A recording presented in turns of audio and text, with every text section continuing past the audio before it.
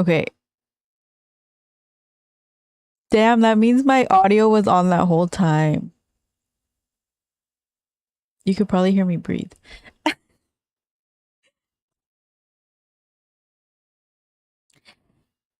Anyways, hello guys. Welcome back. Today we are gonna be watching the base building video and the crafting your home video to start. So yeah, I'm really excited because I haven't watched this yet. I haven't watched pretty much any of these videos. So let's just get into it. I think I'm gonna skip a couple of it because the blueprints and the crafting has already came out. So I think I'm gonna start right here. Actually, right here. You will cry after watching them? Really? Okay. Let's see.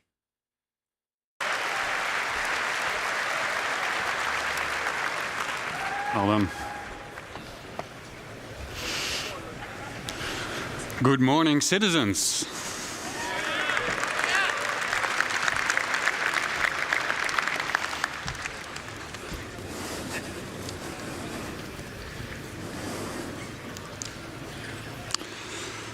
Who's excited to start talking about this next topic? Me! Let's get into it. My name is Luc Gijsbertse. I'm the lead environment artist on base building structures. Now that we have an understanding of the fundamentals of crafting, thanks to Jacob and Thorsten, we can explore how crafting is the foundation of base building. Up until now, everything in the game we made for you. From here on, we will give you the tools to build your own stories, your own homes, and truly make the universe yours. Join me on a journey on building our own habitable home on Pyro. Keep in mind that the following footage is work in progress, including its UI, design, and visuals. And we're super excited to share this with you.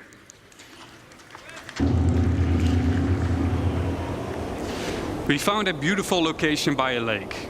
This is where we'll build ourselves a home. To do so, we need some resources and the construction graph card.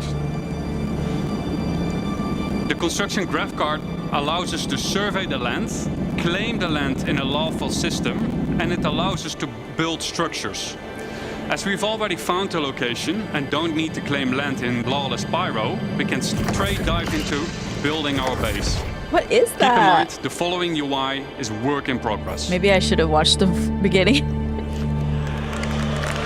Ooh, okay. Is that a little... oh no, that's a survey drone that deploys from the top of the card gives us a controllable augmented view of the land. In the new structure mode, we'll pick a small basic structure and hit construct. For this demo, the construction will be instantaneous. But in the final product, this will take you quite some time.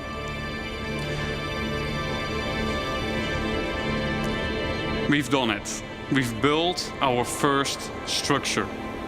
Let's have a look on the inside.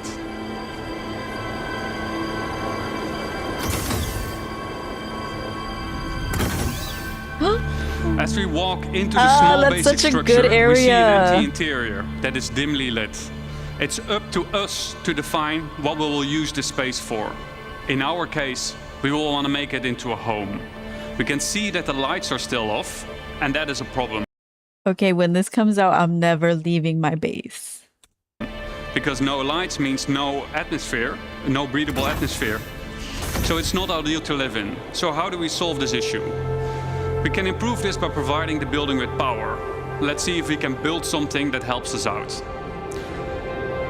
But before we dive into more building, let's take a quick moment to enjoy the freedom that the survey drone provides us with and admire the aesthetics of our first structure.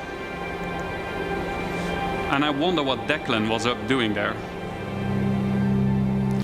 Keep in mind that base building is still work in progress, but what you're seeing right now has been recorded directly in the client and works seamlessly between first person and the building mode.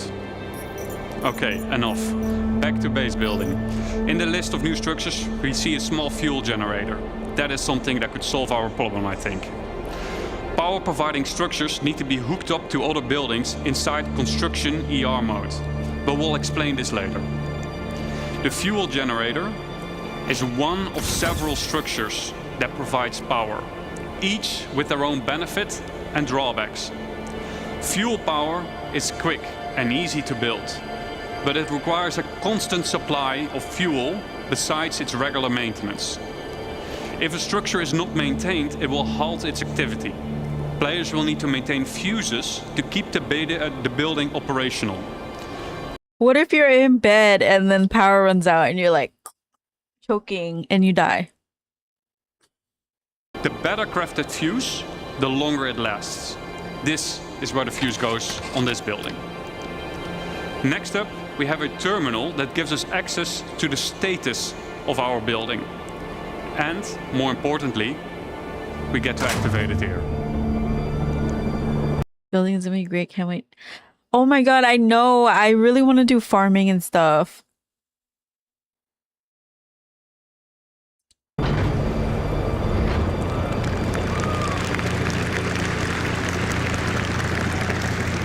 That should do it.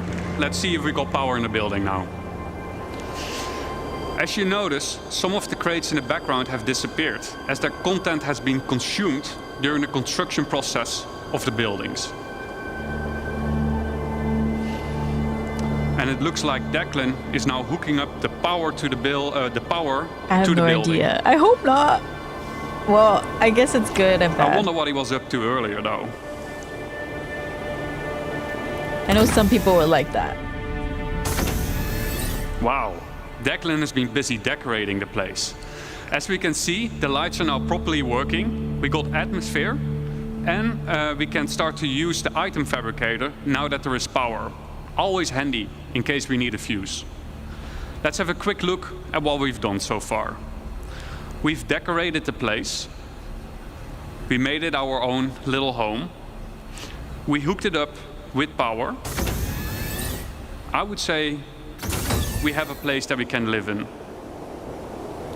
It might not be much, but I think it's just enough to call it a home. Thank you.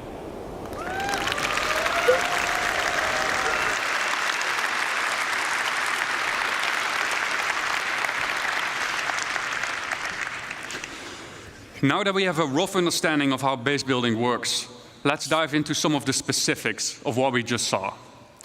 The construction... I was doing a little bit of hangar decorating yesterday. It was kind of frustrating, but I got it to look pretty cute. Graph card is one of 4 devices used for base building. The graph card is a mobile device that lets you construct a variety of small structures and has been designed specifically to fit into the smallest ships, like the Drake cutter. The graph card allows us to survey the land, to find a good location, to claim the land with credits when we're all in a lawful system, like Stanton, and, most importantly, it lets us build structures. To use the graph card, we will first need to deploy it. Once deployed, we see 2 small construction zones inside the card, and the interactive screen gets revealed to us. From here, we can deploy the survey drone from the extended top part of the card. This survey drone gives us a bird's-eye view of the surrounding area using augmented reality mode, ER mode for short. Let's have a look at some UI concepts of how this augmented reality mode will look like. Here's a concept of construction ER. From here, we get a more detailed view of the land.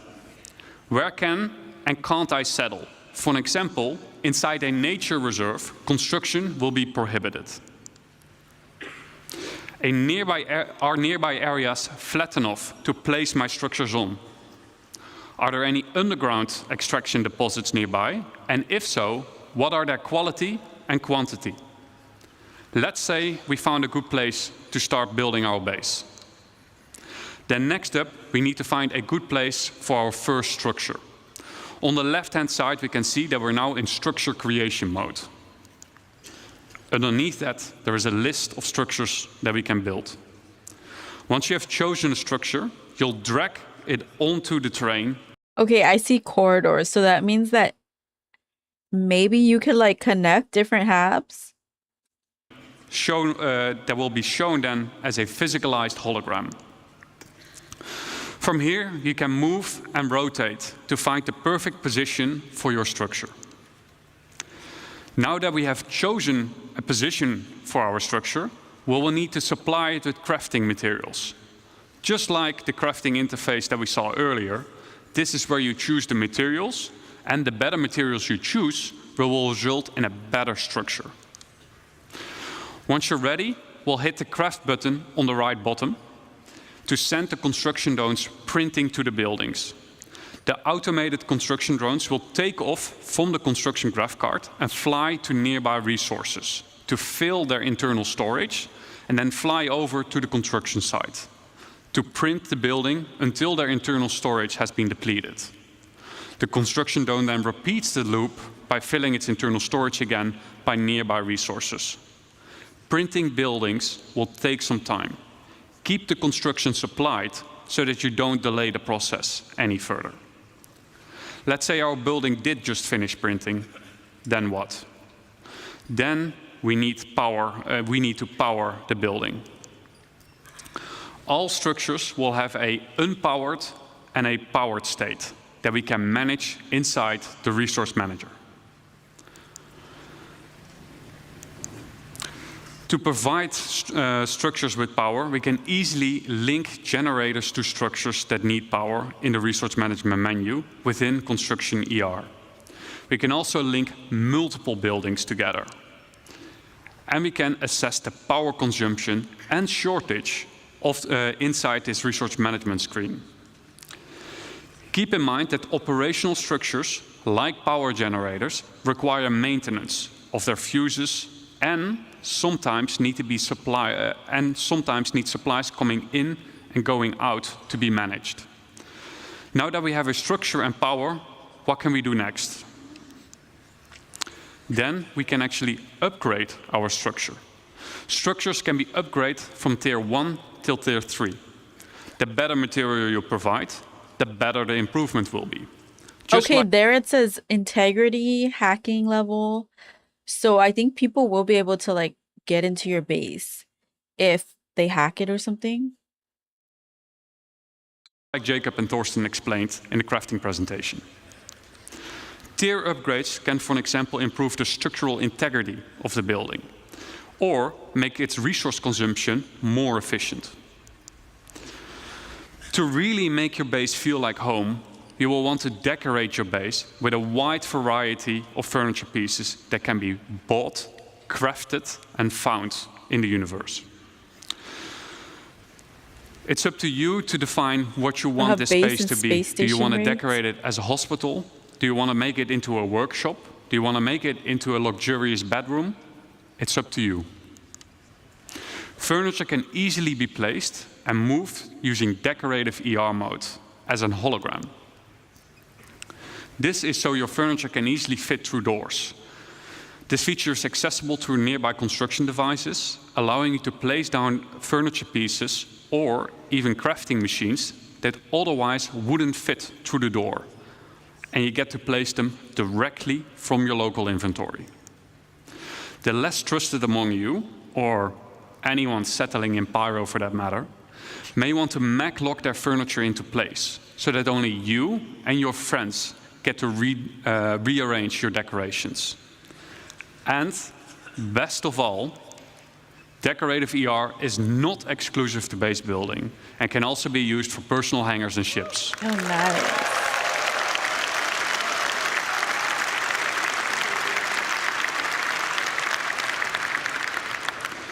To recap, what are the essentials for any base? 1, come prepared, bring the right resources and a construction device with you. 2, use the resource manager power generators to make your base habitable and functional, and maintain your base with resources and by replacing out worn fuses. And 3, personalize your base, personal hangar and ship with decorative ER. And there we have it, our home in Pyro. Now that we have an understanding of the basics of base building, we'll explore how you can go and make more than just a home. But before I hand you over to Declan, the designer behind base building, I'd like to say a quick thank you for those who made this presentation possible. So a quick thank you to Eddie, Brandon, Jack, Dan, Mark, Xiao, Stefan C, Dom, Stefan T, Carl, Joel, and Rob for your efforts and dedication.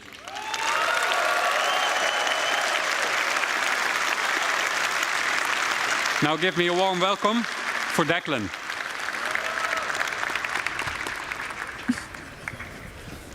Okay, what could they have next? Nice one, James. All right. Thank you, Luke. Good morning, everyone. Morning.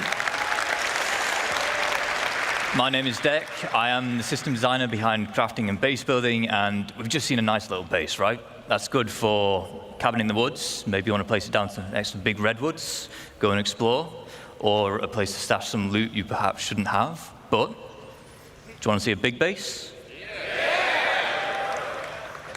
Good, because we're going to industrialize. So we're going to set ourselves a goal before we do a video, and we're going to create a base that's capable of crafting something that's bigger than the item fabricator can handle. It's been a bit of a spoiler already as to what it's going to be. So to kick us off, called in the help of a friend who has a specialized, not yet revealed base building vehicle, and he's built as this. It is the construction hub. This has 4 automated drones compared to the GravCarts 2. They can build small, medium, Did he say a base building vehicle? Large buildings. So far, we've only seen small. Automated drones are capable of building 1 structure each simultaneously, so 4 is quite a big advantage.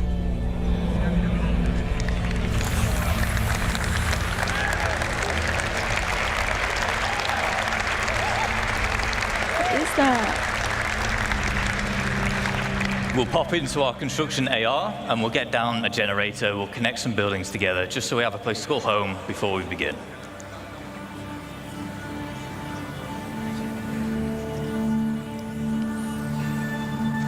All right, there we go. So we've settled on one of the brand new underground resource deposits and we're about to exploit it using this. It is our extractors. This particular one is a large, solid extractor. We'll also have liquid and gas, depending on which type of deposit that you've settled on. We have our output grid here, where we're getting all the brand new resources up out the ground.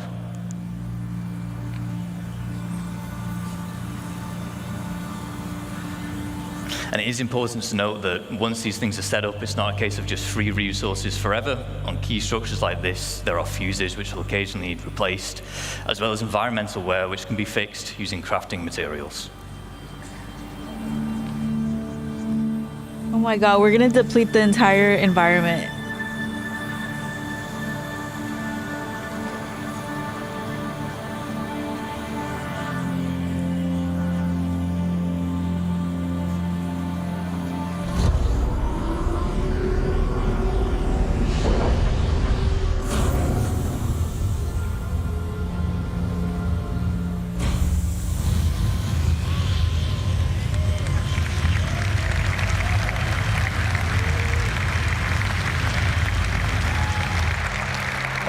Now we want to turn those raw resources into the more valuable refined materials. We saw the process talked about earlier with Thorsten. Of course, we want this. It is our refinery. Once again, there are multiple types here. This one is the large solid matter refinery. We have liquid and gas again, as well as biological, depending on the type of materials that you're using and want to produce. Refinery has input and output grids. For input, as you might expect, it's for the resources which you're going to consume, and then the output is for the resulting refined They're literally goods. building a whole ass factory. This is determined where you would select which blueprint you want to use, and therefore which type of refining method you want.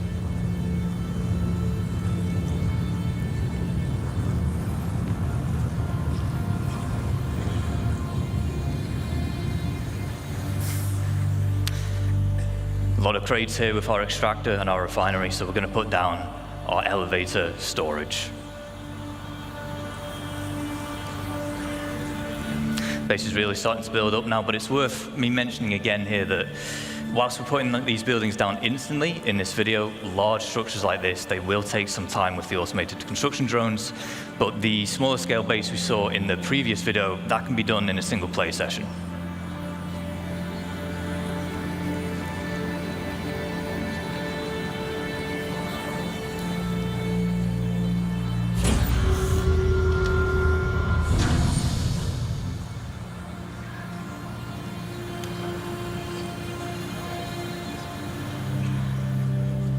We'll just keep on putting down more extractors because we want as much as that valuable resource out the ground as quick as possible.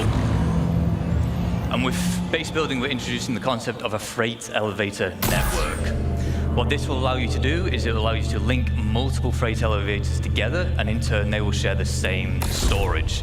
So as we're doing here, we'll deposit an item on freight elevator A, and then we're retrieving it on freight elevator B. There is a distance limit, but you can daisy chain the elevators together to extend that. And it has to all be contained within the same base.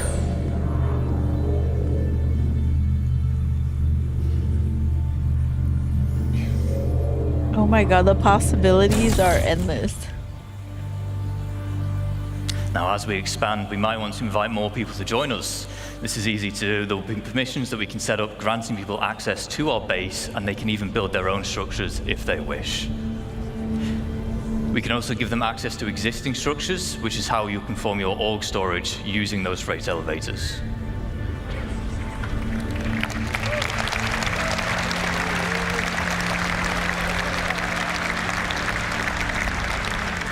Okay, this with proximity chat, if that ever comes out, is gonna be insane. It's gonna be so realistic. Now, we always want a safe place to store our ships, so the trusty hangar will do.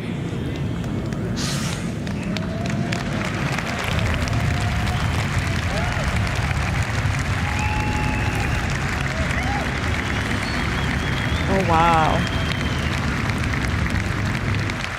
See, it has this large, we call it a foundation tile. It's quite special in that it can actually deform the terrain around it, making it easy to place such a huge structure like this. You can also place other buildings on it, so it's easy for making large, sprawling bases. Yeah, I've seen that there's proximity chat, but I've never heard anyone. So I don't know if it's like just doesn't work or no one uses it. However, there is probably one 'cause final it's piece of glitchy. the puzzle that we need to achieve our goal, and it is this, our very own fabrication hangar. Does anyone want to guess what we're going to build in a fabrication hangar? Someone told me to watch the An Genesis Idris, one maybe too. not an Idris, if I'm honest. We'll have a drive around, we'll go to the entrance, and we'll see what's in store for us.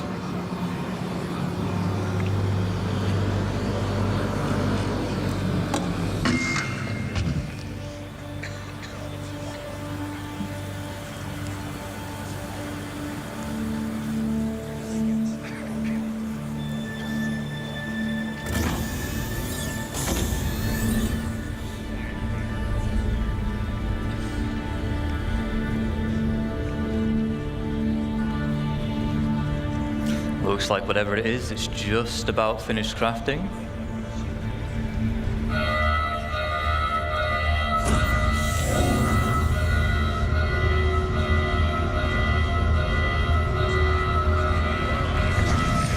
Of course, we were going to build ourselves a ship. They just built a ship. So, quick recaps of the gains from industrializing. We've tapped into the brand new resources and we've made use of them by turning them into the more valuable refined materials. We've introduced freight elevator networks, which are great for logistics and hauling. And then we've created our fabrication hangar, which allows us to craft big valuable items such as ships. Now, ships are valuable because you can fly them, you can play content with them, but because they are a crafted item, they can also be sold to other players.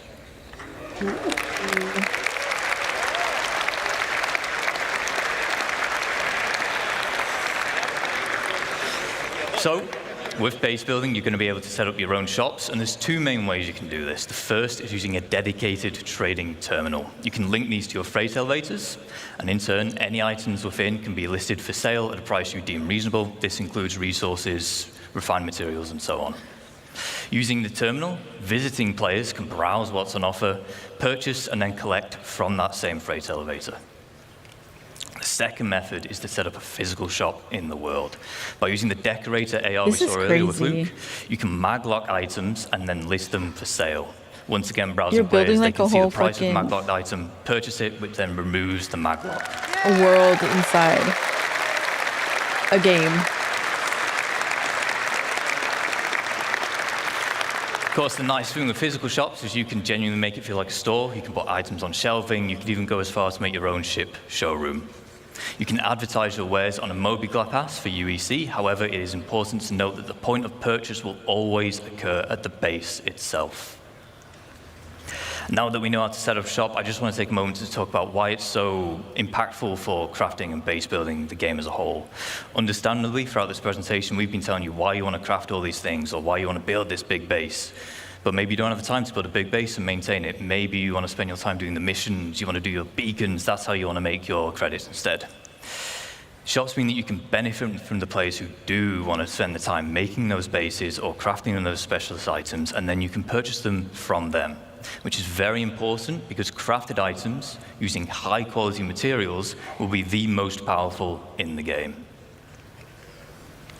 On the flip side, if you do specialize, maybe you end up cornering the markets for a particular item or resource, and your shop will then turn into a hotspot of activity, making you loads of credits. Some of you will become infamous because of it. But bear in mind, a successful shop also depends on location. Do you want your customers on edge in Pyro, which tends to have the higher quality materials? Or do you want to spend time hauling them all the way over to safer systems where your customers can be more at peace? We've talked about selling items. Let's sell the look of your base. We have foundation tiles, which can help you divide up the foundation decals, sorry, which help you divide up the foundation tile. You can place them freely wherever you want, and they just help you mark up areas like, I want to use this place for cargo, I want this for housing, vehicles, and so on. You'll be able to earn paints in-game and apply them to buildings.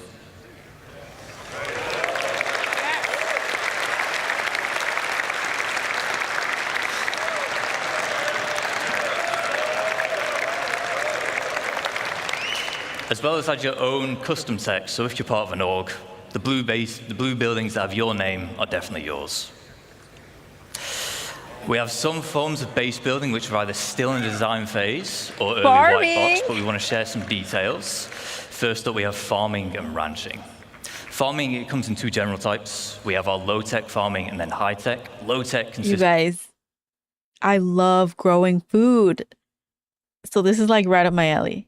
I used to have chickens, ducks. I would grow all my own food. Of you acquiring the seeds, planting them in the appropriate environment. If you remember back to yesterday, the Brave New Worlds, we had soil types and such now. That'll play a part. As well as supplying them with nutrients and then just harvesting them when they're grown. High-tech, it's a bit more involved because you've got to make the hydroponic buildings we see here, but in return, you'll be able to grow exclusive strains of plants. Ranching will allow you to keep herds of animals. You'll have to provide them with feed, water, and shelter, but in return, they will provide you with produce. Not every animal can be ranched. I don't really see a sandworm ranch anytime soon, but the quasi-grazer will, of course, will. Not yet. Maybe. No.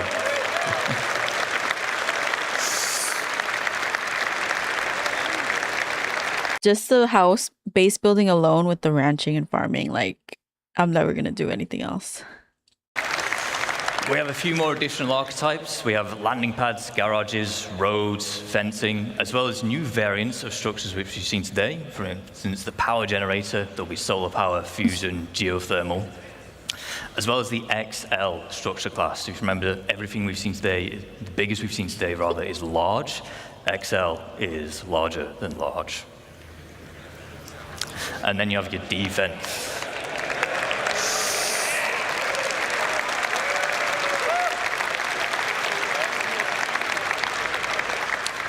So, in lawful areas, You have varying levels of security provided for you. With max security, you are protected by planetary shield tech.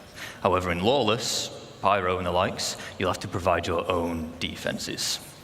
These come in the form of perimeter walls, shielding, which prevents aerial bombardments, and then a range of automated turrets, such as PDC to shoot down missiles, anti-air, anti-vehicle, and anti-personnel. To round up, whilst we spent this entire time talking about how you can expand a single base, you can, of course, have multiple. These can be across a single planet, moons, across multiple systems.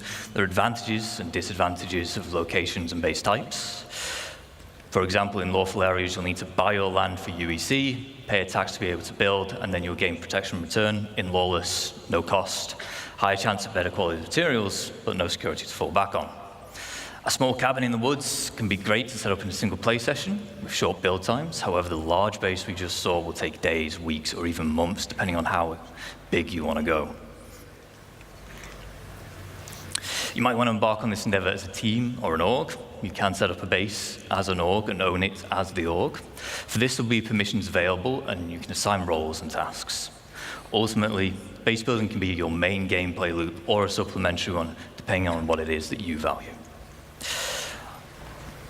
On that final note, I would like to say thank you on behalf of the crafting and base building teams. We've been very excited to share with you some of the work so far and the vision we have for these systems.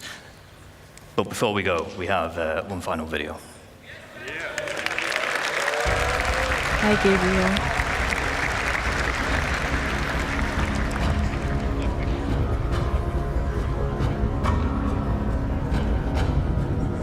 Oh my god, that's so cute.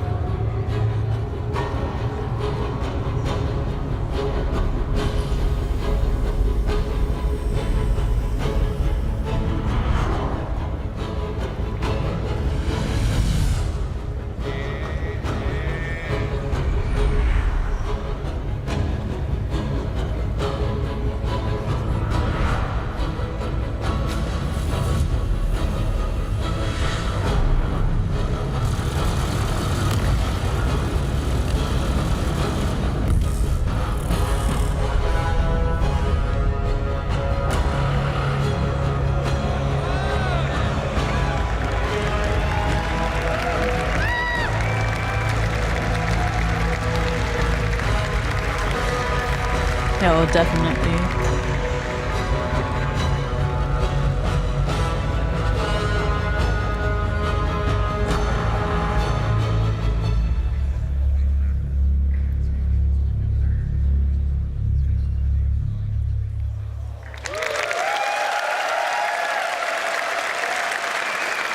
Thank you.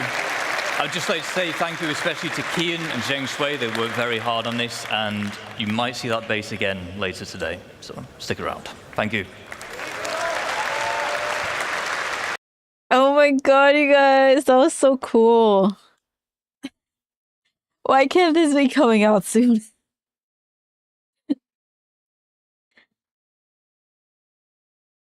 Okay. Now we're gonna switch gears here and actually play the game.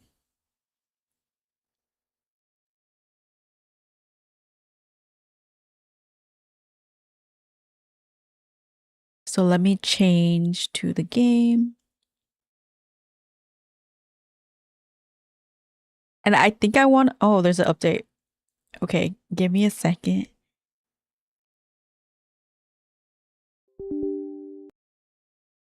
As we update.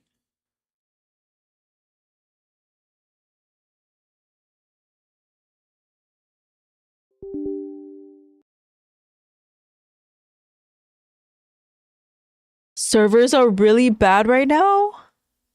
Oh my god, and I was gonna do cargo hauling. I might lose my ship.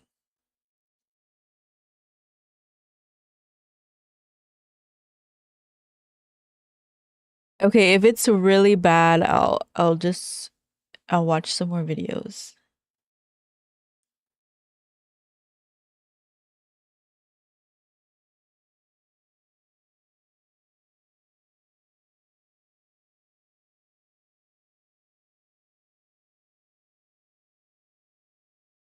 Okay, this is gonna be a while.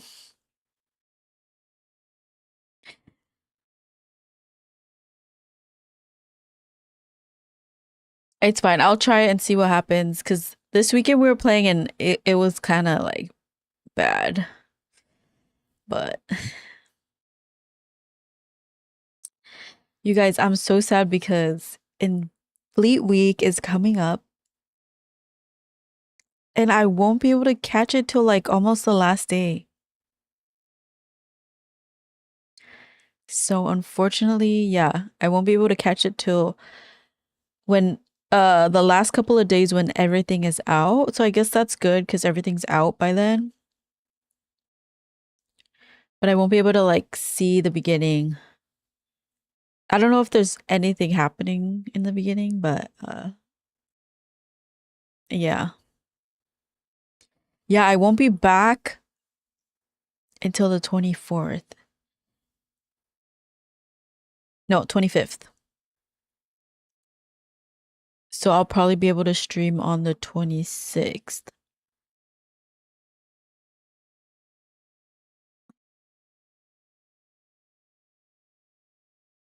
Yeah. So I'll just have to do a long stream. A long ass stream. I think that's a Friday anyways, so maybe it's not. I don't know.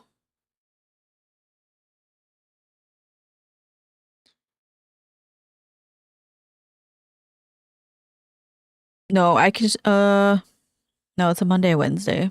But at least I can catch two of them.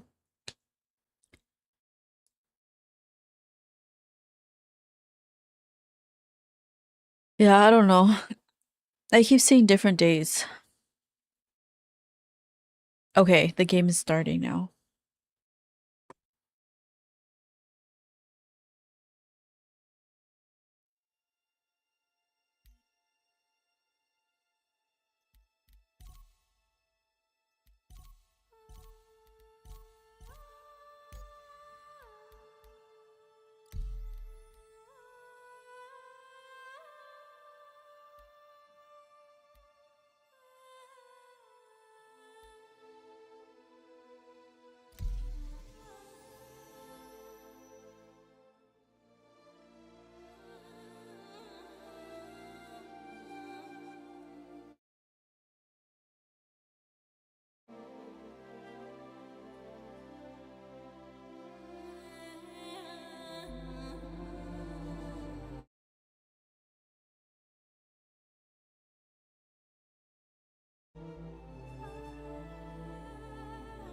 Oh, let me change this. I don't know why.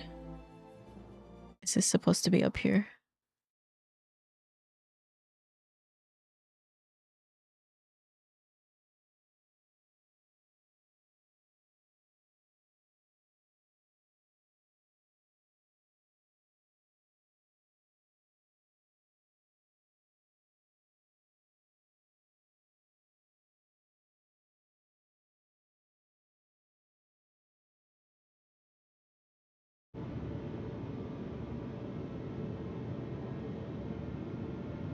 Oh yeah, I learned everything on OBS through YouTube.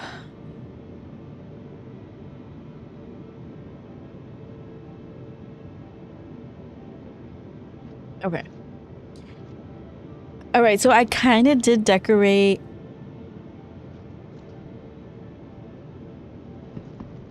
my hanger. I need to put another beanie bag right here.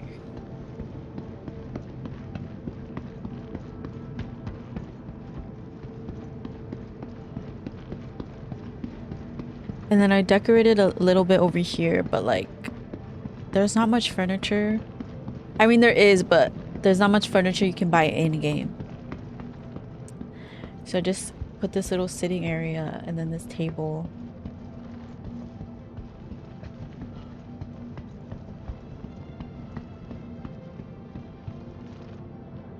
What does WTS stand for?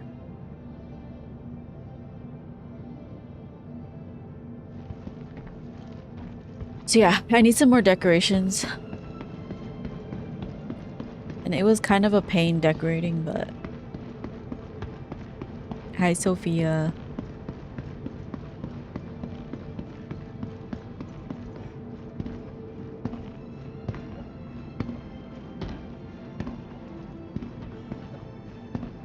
And then I put this over here so I could like, because it takes so long to get to that side of the hangar. Want to sell. Oh, okay.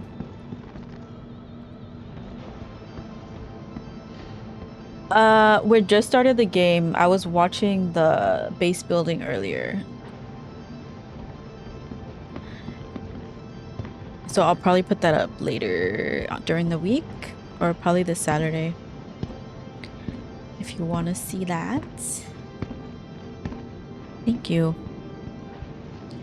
Okay, because someone's like wanting to sell ASD Geist Snow Camel full set. And that caught my eye.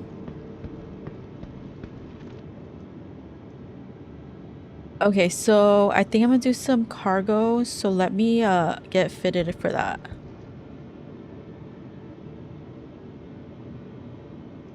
I don't think I need this.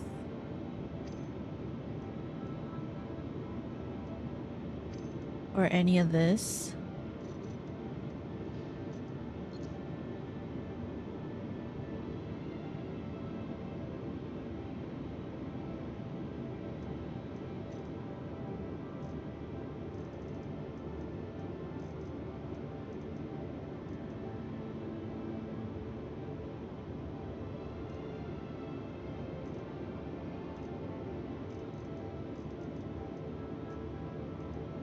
Wait, where's my big ass tractor beam? Oh, here it is. Right? That's not even it.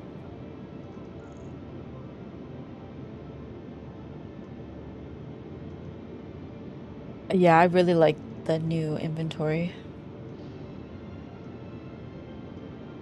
I can't believe I don't have the tractor beam.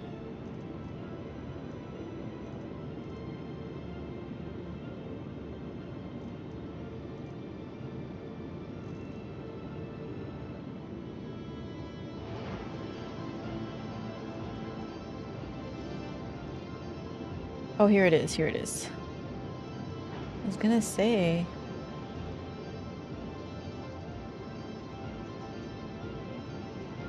Okay. Welcome to the ASOP So what vehicle should I retrieval bring out system. for...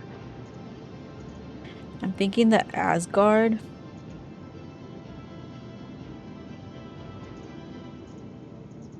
I don't want to do a too big of a...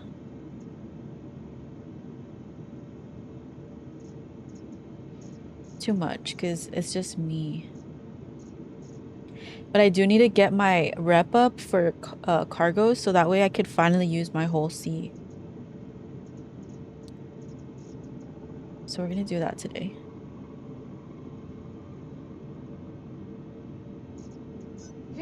Your vehicle has been delivered to the Yeah. following location. Please visit us again.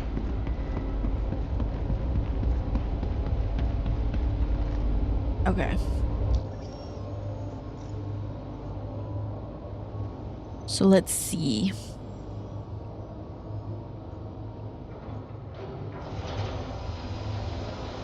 Okay, thank you for the offer. I'll let you know. I don't know if I want to do a local planetary. Let's do planetary. I don't mind going down to planets. And we'll do like a medium.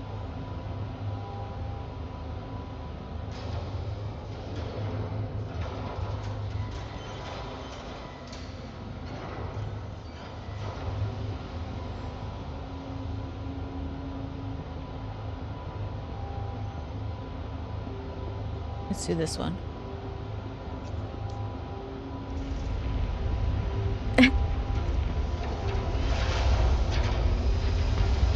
If you need money, let me know.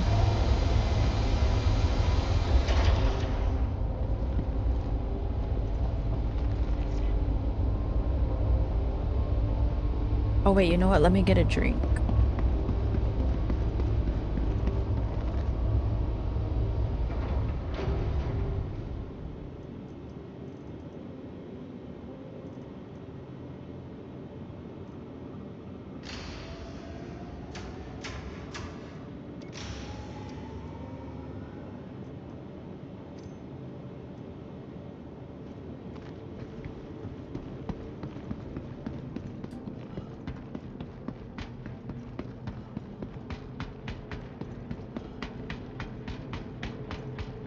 Oh, I haven't taken out my Asgard in a while.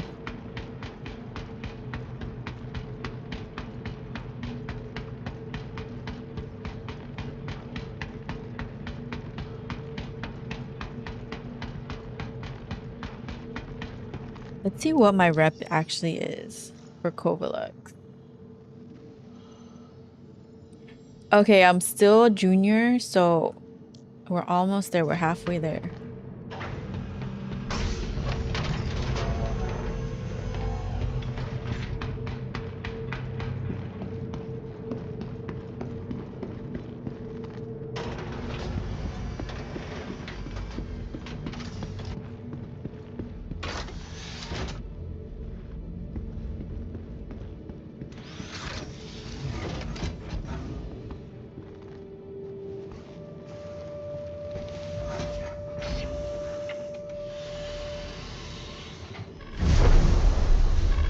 Anvil Aerospace. All systems online. Shields online. Okay, so we need to go to wherever this is. Kovalex Distribution Center.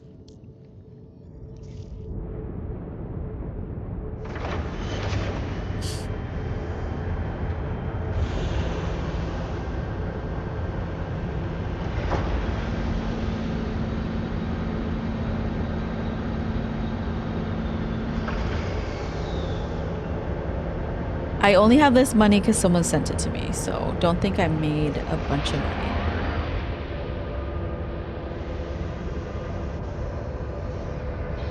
Landing gear raised.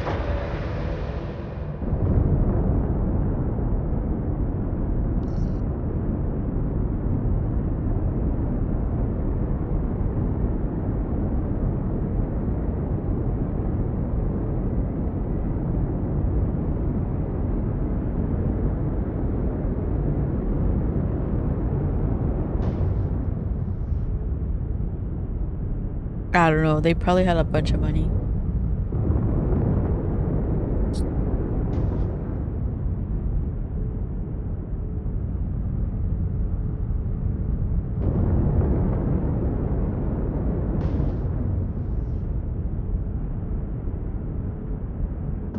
Okay. Shields offline.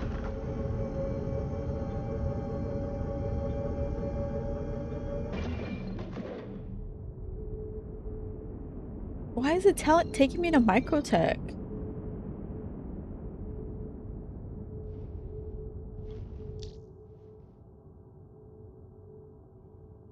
Oh, maybe because it's on Microtech. Okay. Let's go to Port Tressler and then we'll go from there. Or actually, let's go over here.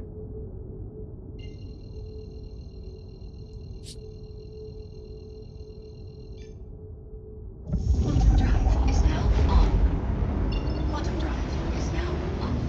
I love cargo running because it's just so chill.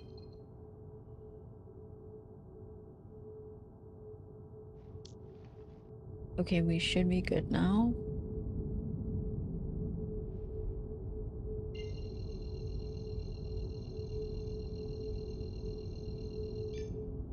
Quantum drive is now on. Quantum drive is now off.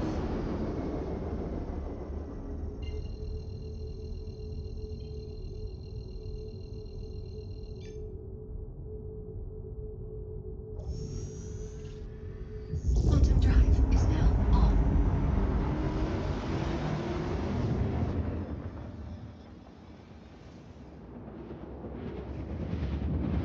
It is a little slow, but I'm trying to get my rep up so I can start using the whole C.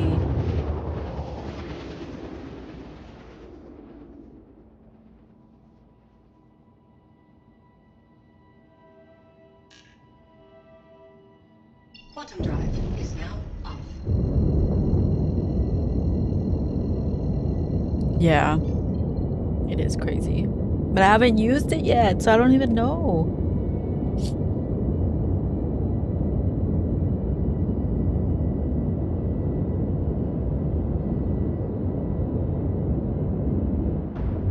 Shields online.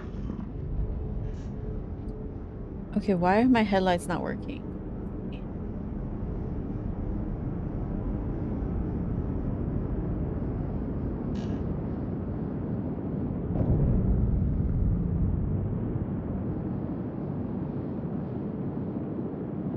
I'm disappointed they still don't have nukes.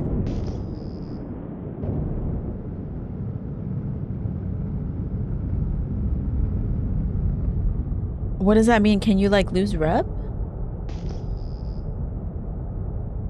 Because I be abandoning missions a lot.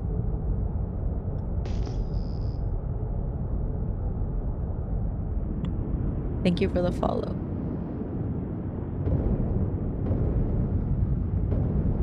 Oh my god, I don't even know where to park.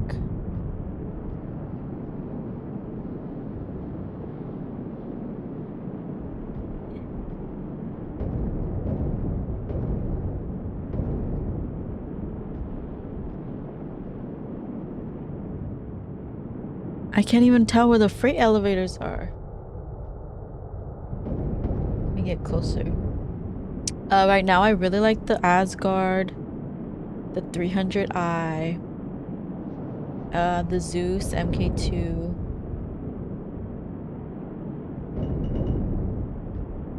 I think that's a freight elevator. I can't tell.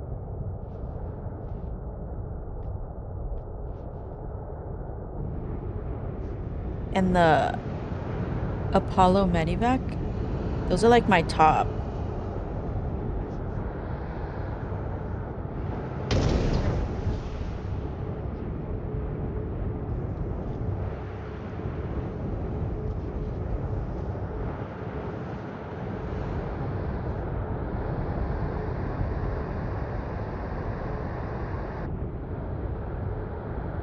Okay, yeah, that's a freight elevator, I think. Honestly, I can't even tell.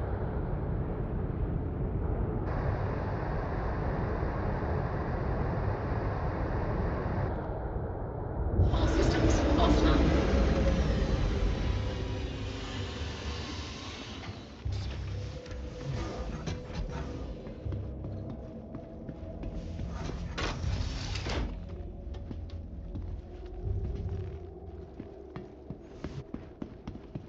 What are your guys' favorite ships?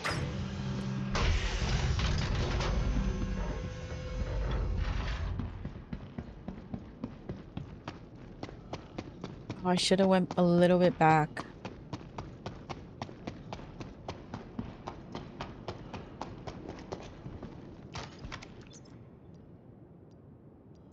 Let me move all of this.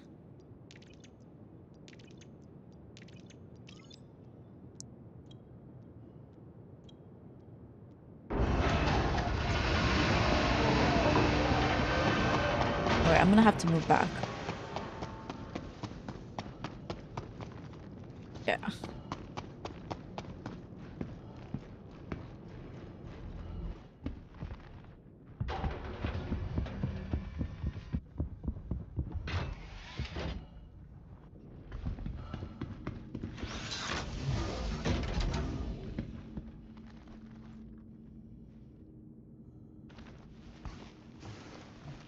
Perseus for combat, Caterpillar for hauling, Carrick for just goofing around. What is the Caterpillar? What is going on?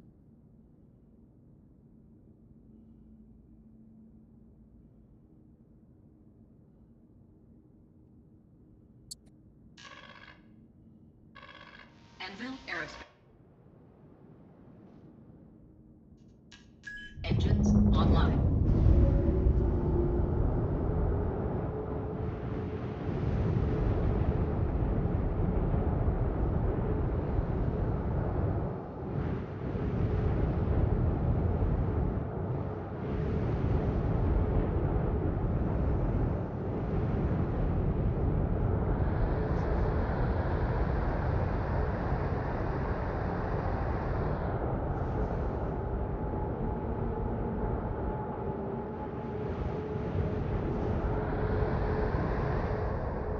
All systems offline.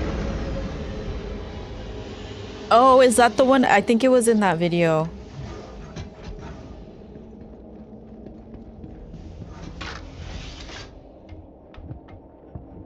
You're almost half into member for Kovalex. Yeah, I think I'm about a little bit more than half, so hopefully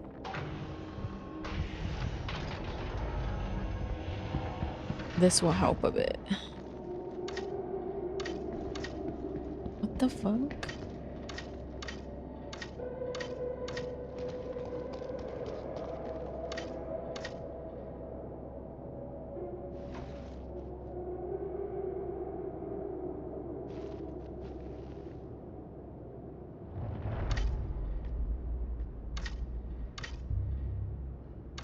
What is happening?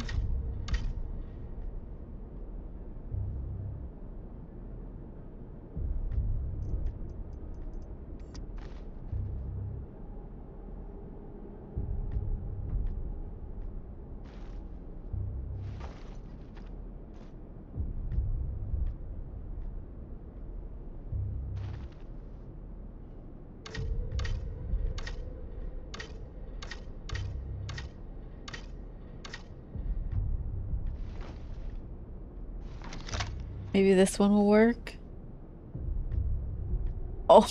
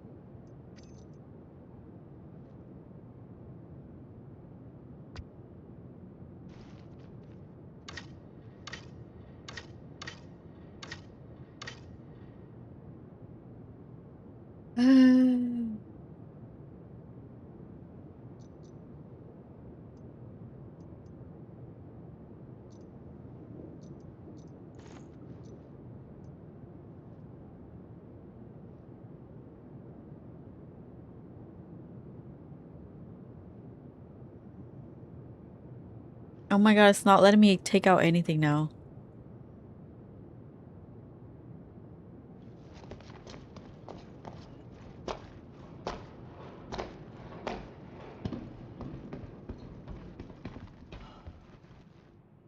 It won't let me take out anything now.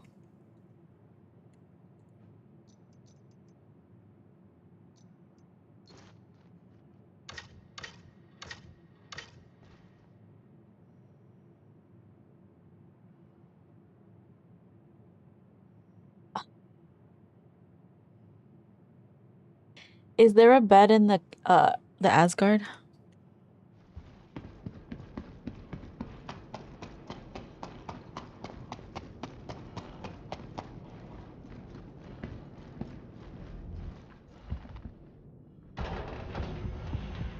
I think there is.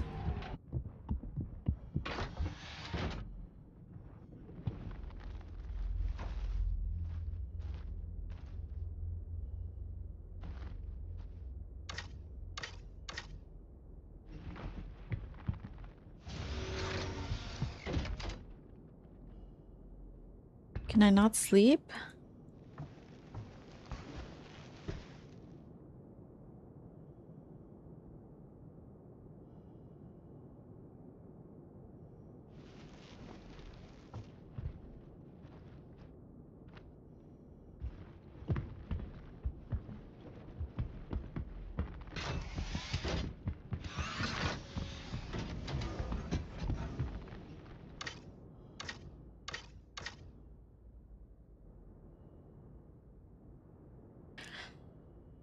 Okay. We're just gonna have to exit.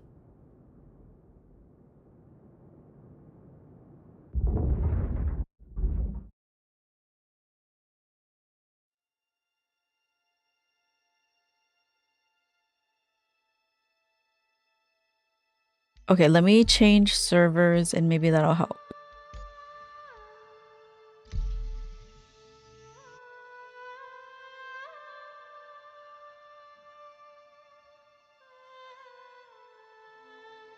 And I'll try the tractor beam.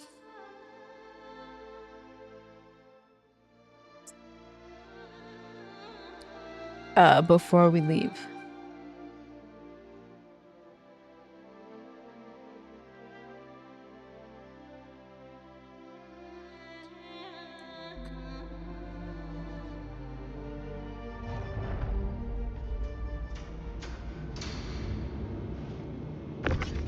Okay, now it's working.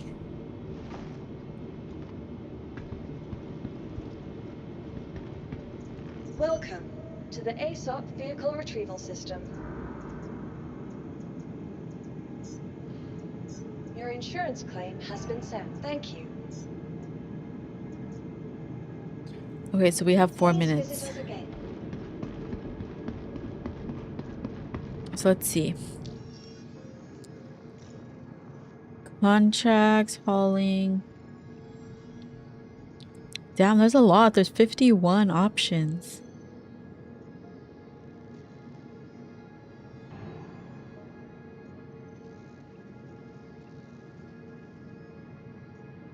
Okay, and I can't scroll down.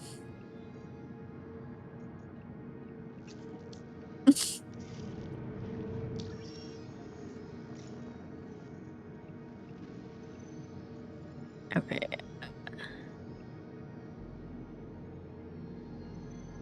Okay, this is the same one, I'm pretty sure.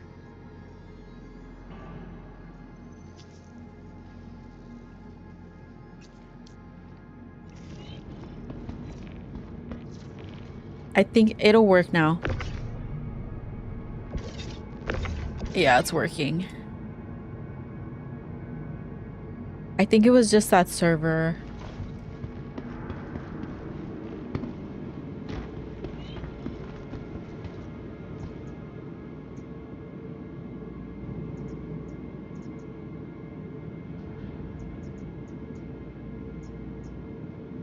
Please visit us again.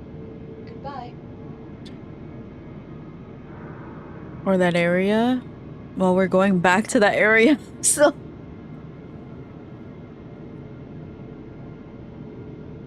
I need a taxi?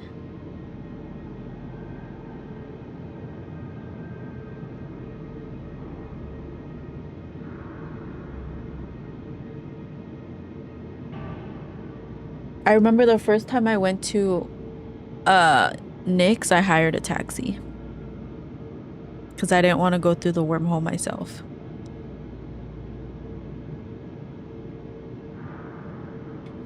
But then I had to get back somehow, so I had to go through it anyways.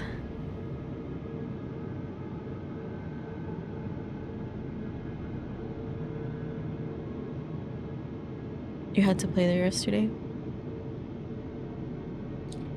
I know.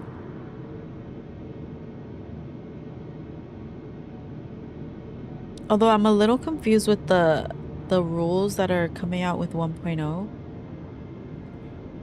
Because if you want your ship at Orison, but it's docked at New Babbage, you still have to claim it? Like, would that bring a new one? Or would it bring the same one?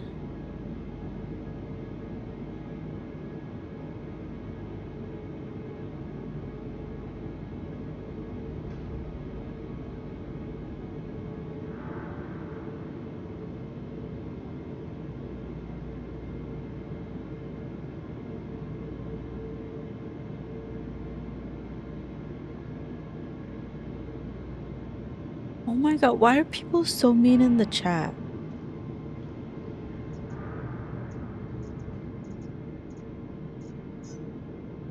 Please visit us again.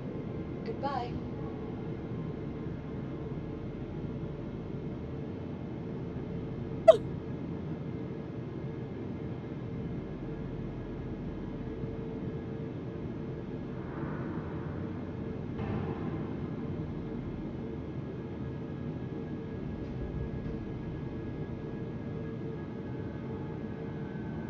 They have a ship delivery service, but they might restrict it so people aren't trying to cheat hauling missions.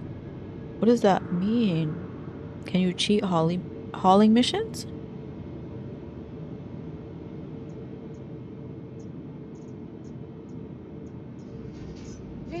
Your vehicle has please visit us again. Goodbye.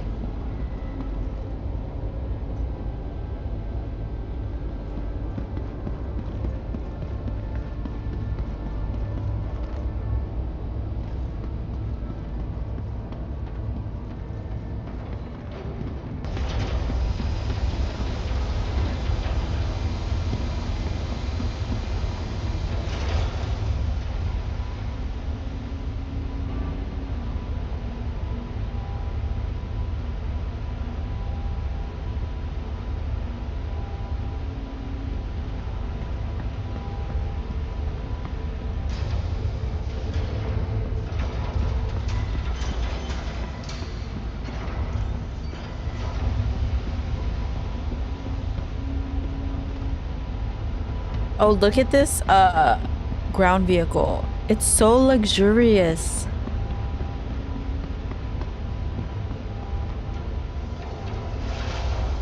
Never mind. You can kind of see inside.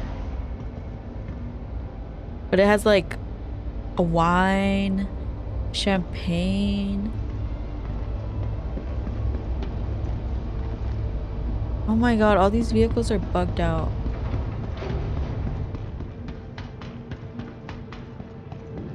I guess you're not allowed to like leave them out.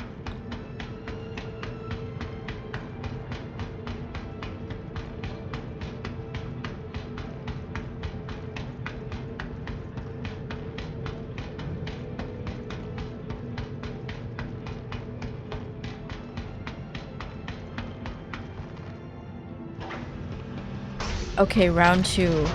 Let's see if this works.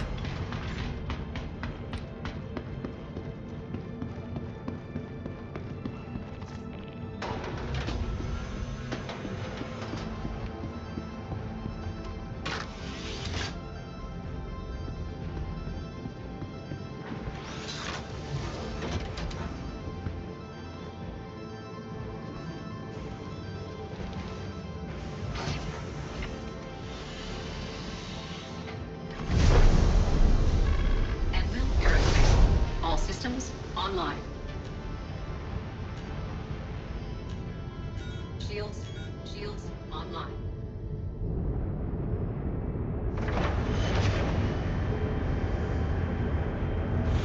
Landing complete. What the heck?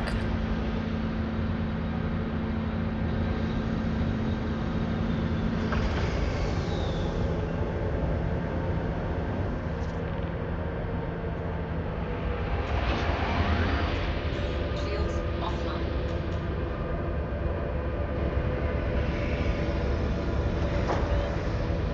This fucking game. Shields online. Engines online.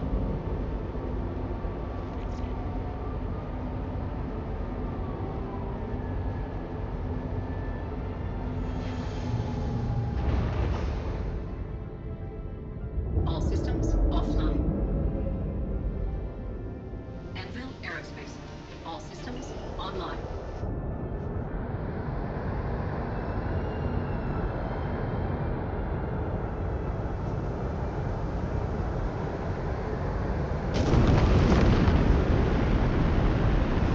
Thanks for visiting New Babbage. And remember, from the Moby Glass on your wrist to the heart-pounding thrills of your favorite sim, I was like, please, not another thing.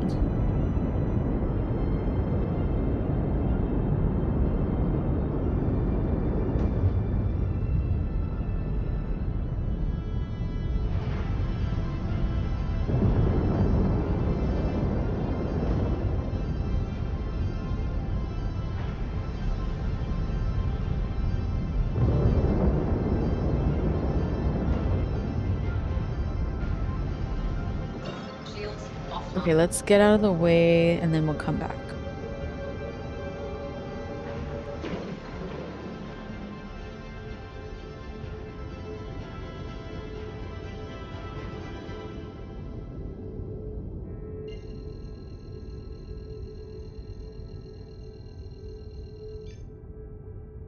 Bottom drive is now on. Bottom drive is now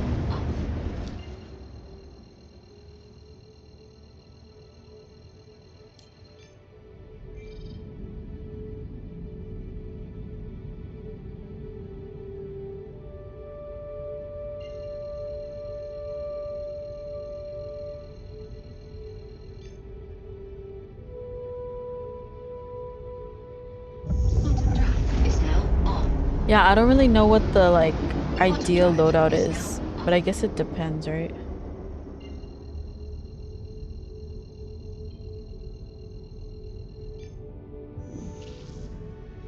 Quantum drive is now on. So is free flight done? I thought it was done on the 24th.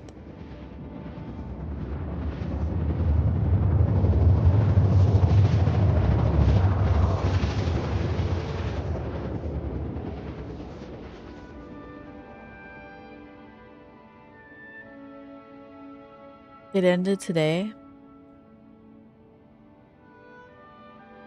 Quantum drive is now off. Oh my god, the chat is so toxic right now.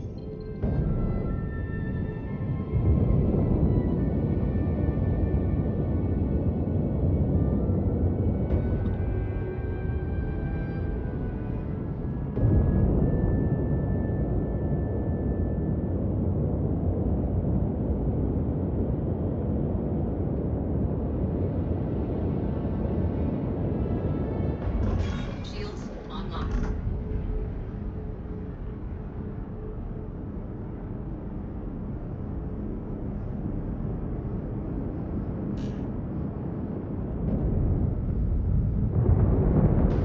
Okay, we're trying one more time. I know, I just exited out. So I can't see it now.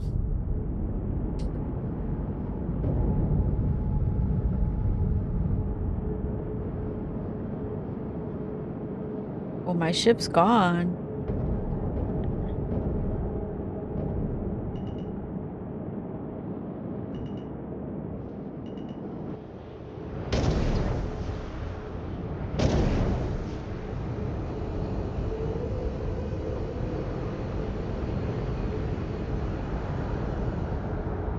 Can save some. Leaving your turret weapons empty or running ballistics. It's not used. Okay.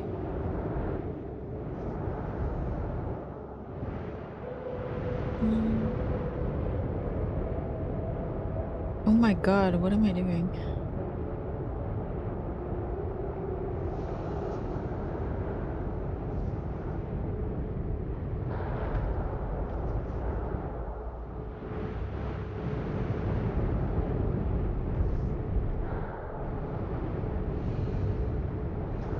Oops!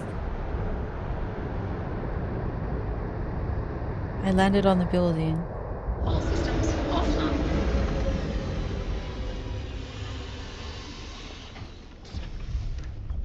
Is this blasted thing working yet? What, the game? Is there no hangar you can dock in? I have no idea actually. I didn't even call ATC.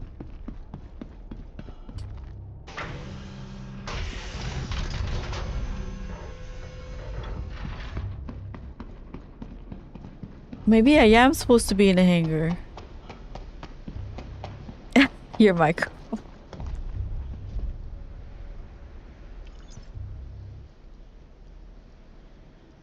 Huh? Why is it like this?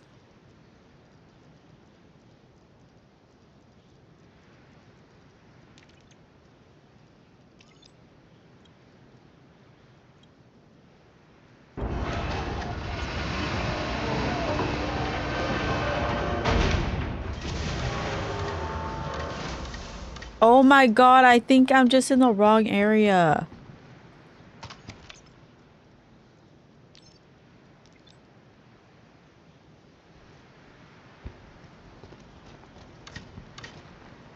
I'm just in the wrong area.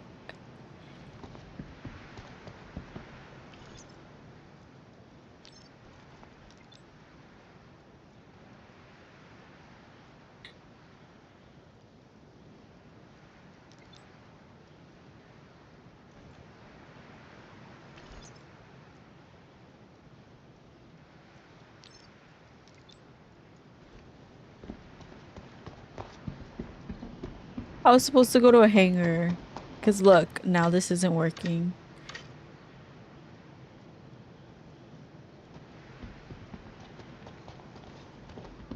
The only problem is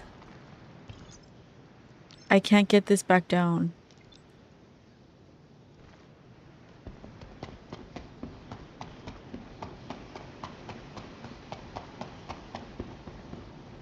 I'm sorry, guys. I'm just so fucking stupid. Okay, let's abandon this one.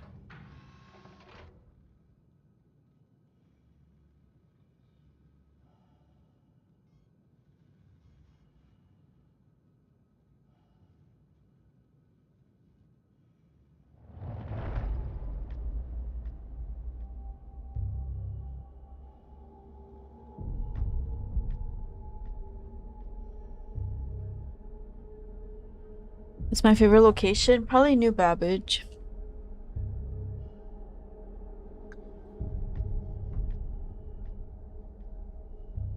But I really do like Area 18.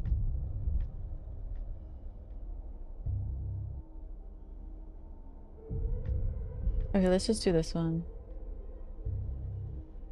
Port Tressler to New Babbage. But right now my home is in New Babbage. Pyro's where all the fun's at.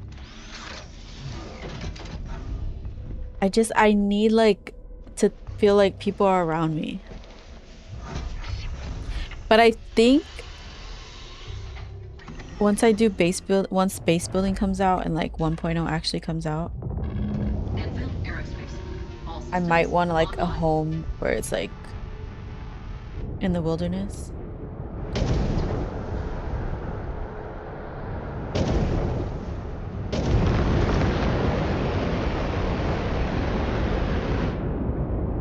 But that won't be for a while.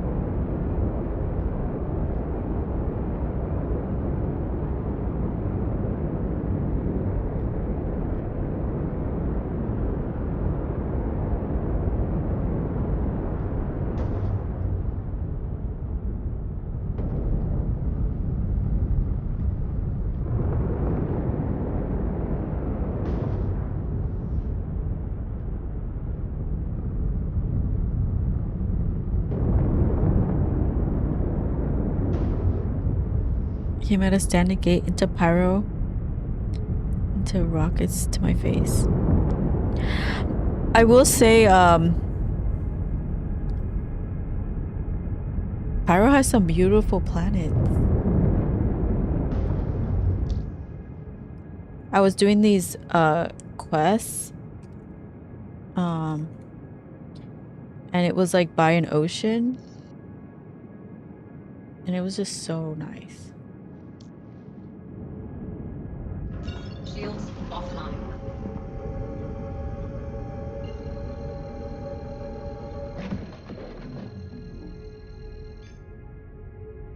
Quantum drive is now on. Quantum drive is now off.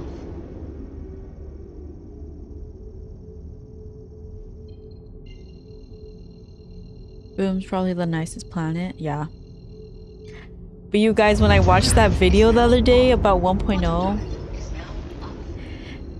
Terra, that's just, that one's different, you guys. That one's different.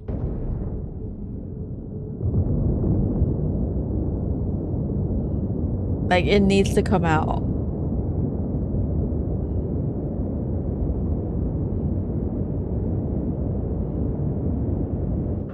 Shields online.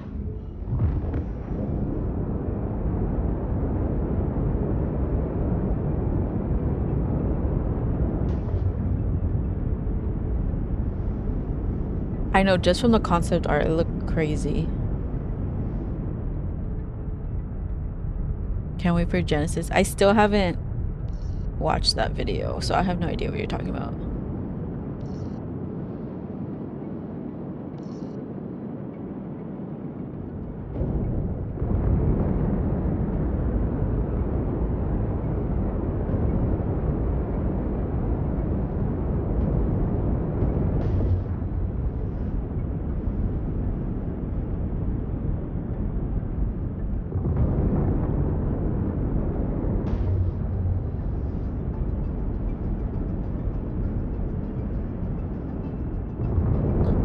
Yeah, I have it in my watch later.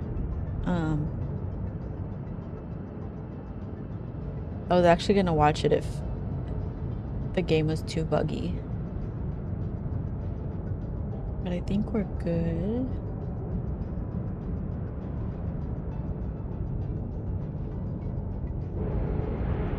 Shoot.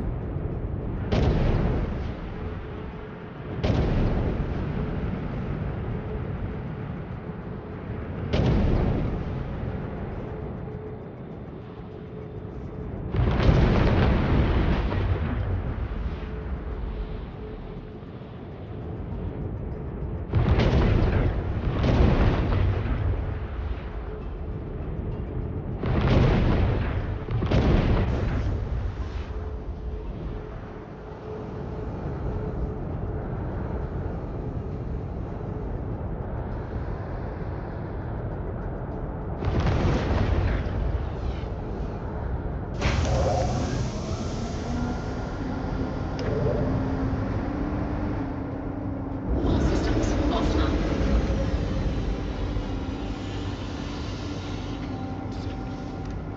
The free fly is over, but the servers haven't been restarted till 4.7.2.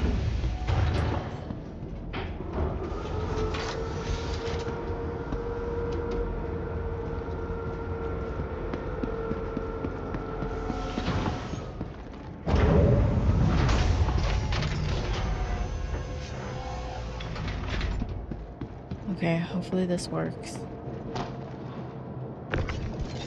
Okay, so far that's working.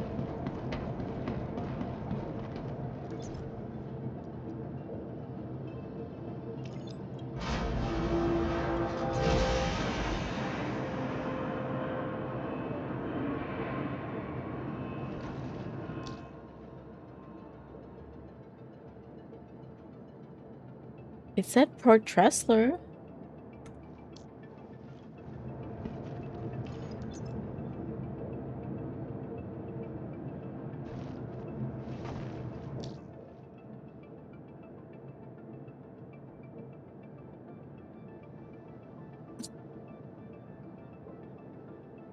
Oh my god. Am I missing something?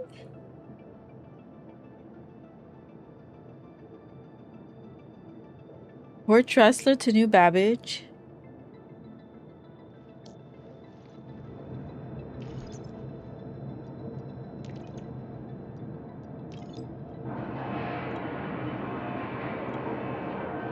Maybe it's not showing.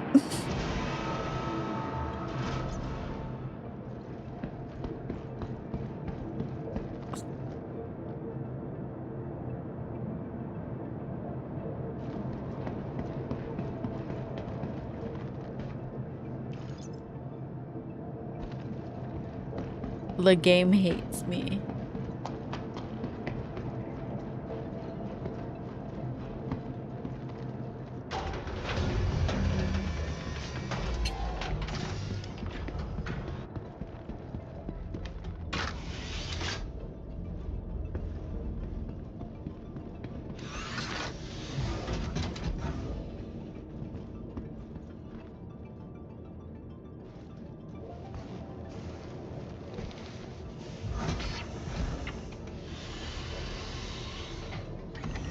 Okay, I don't know what to do. Because I can't cargo haul now. Aerospace. All systems online. No, it always comes through the freight elevator.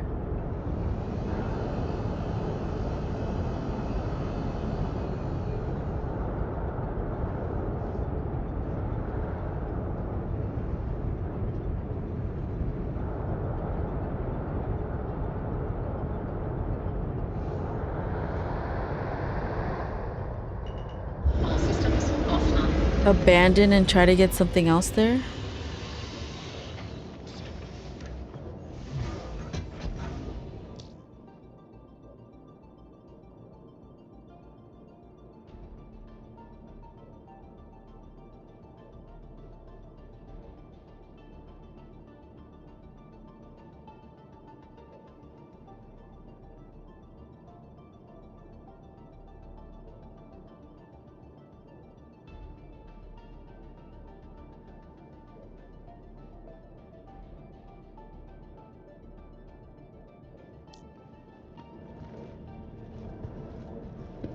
Okay, let me go check before I move.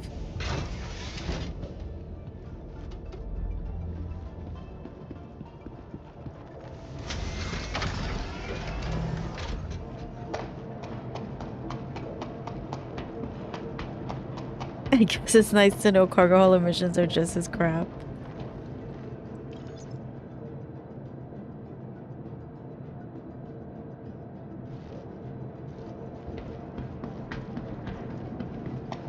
I guess that means they want me to react to more videos. Since I can't freaking play the game.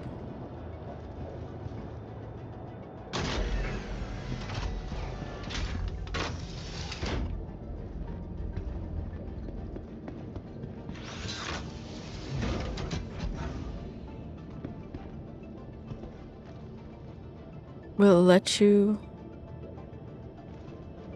I don't think it's working right now.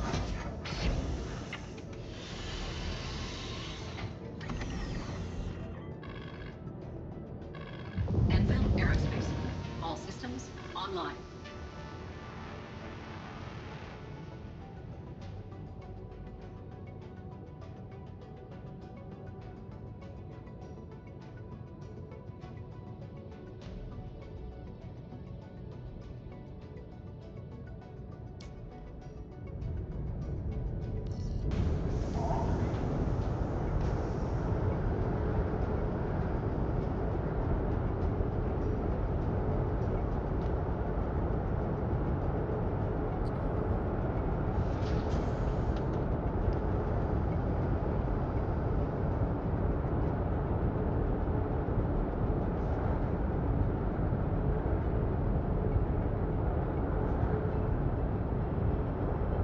Okay, I'm gonna go to New Babbage and then I guess I'll watch that Genesis tech thing or whatever it's called.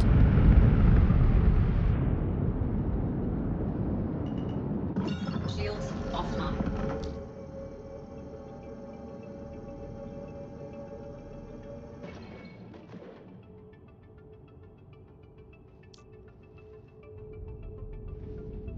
It's pretty long anyways.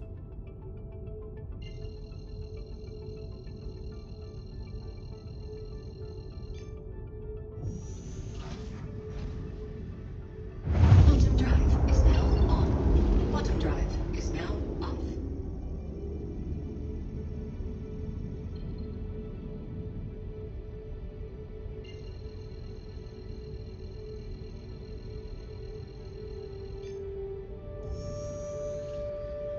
Quantum drive is now on.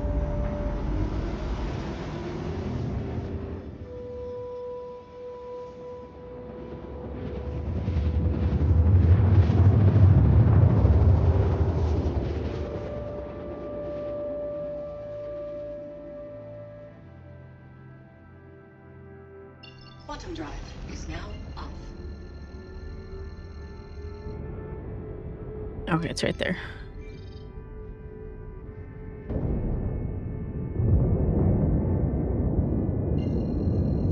Emergency shelter.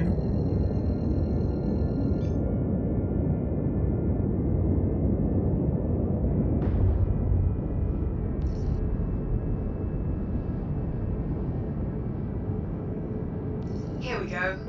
Got a spot all for you.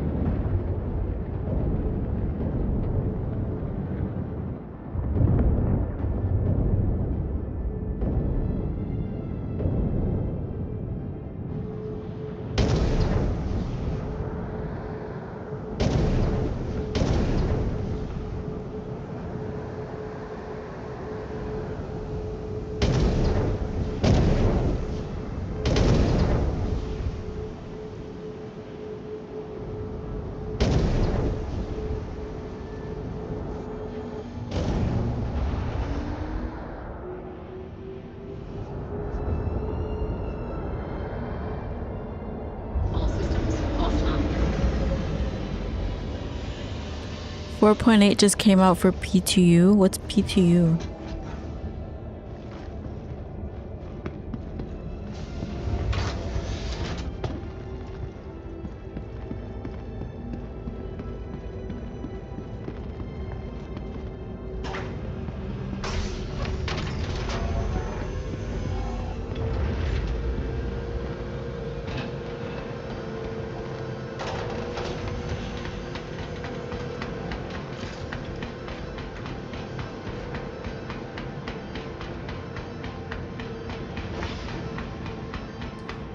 Run a Caterpillar 890. I do have the 890 jump, so I think that's why I have this big ass thing. Welcome to the ASOC Vehicle Retrieval System. Your vehicle has been moved to our storage facility. I don't think I have a Caterpillar though. Oh, I do actually. I do.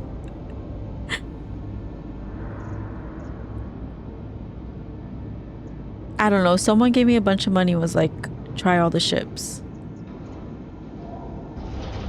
Please visit us again. Goodbye.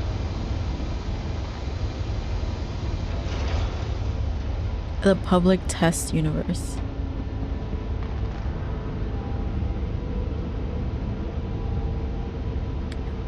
Okay. I guess we're gonna not play.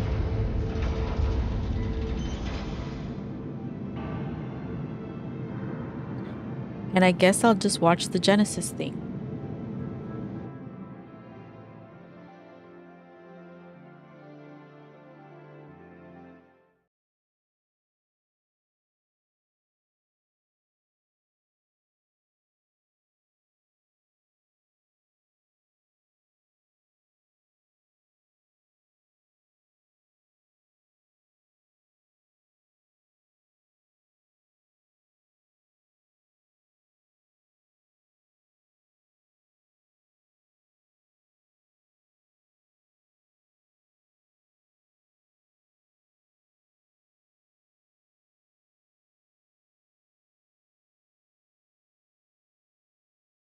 Is it called Brave New World? I think it's called Brave New Worlds.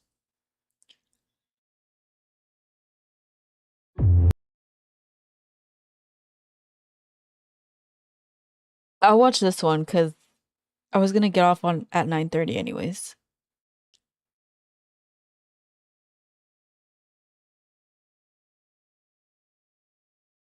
Oh.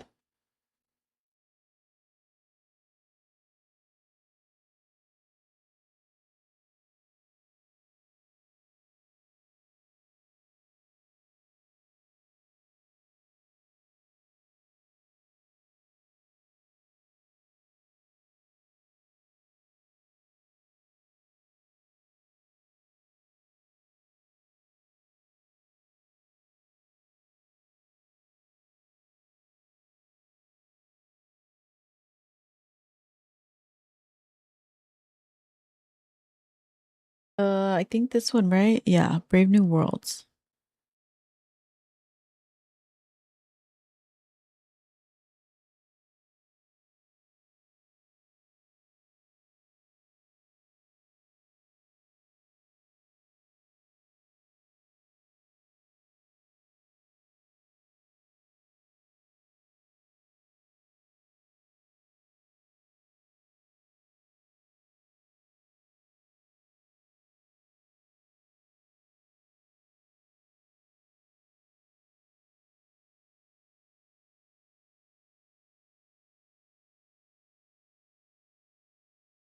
Damn, there's a lot.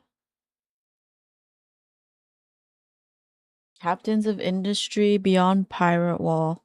I already know that. Social Universe.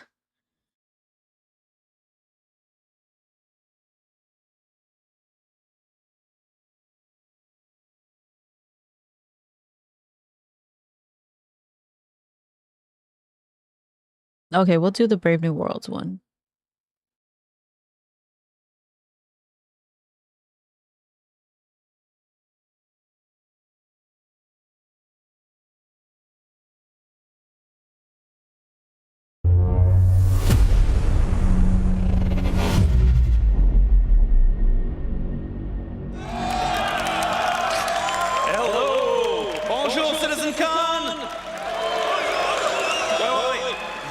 Talk, CitizenCon!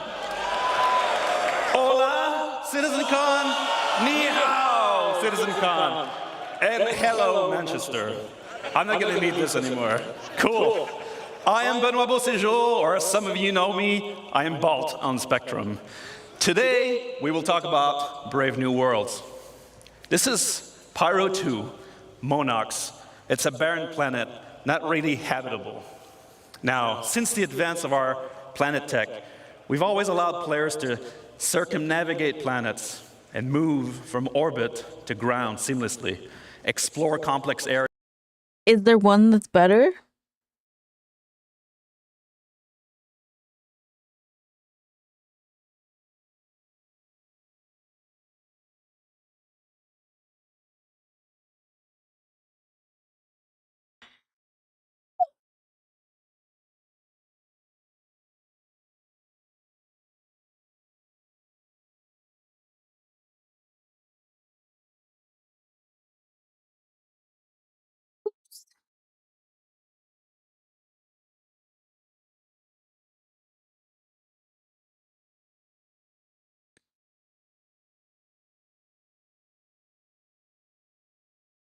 Wait, what's this? CitizenCon Direct. This was only streamed 6 months ago.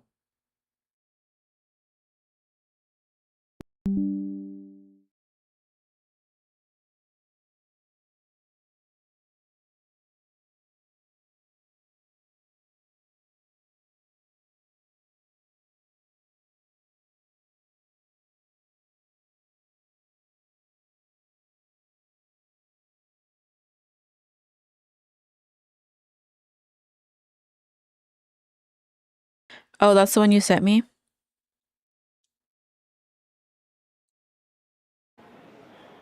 Okay, I might not be able to watch the whole thing.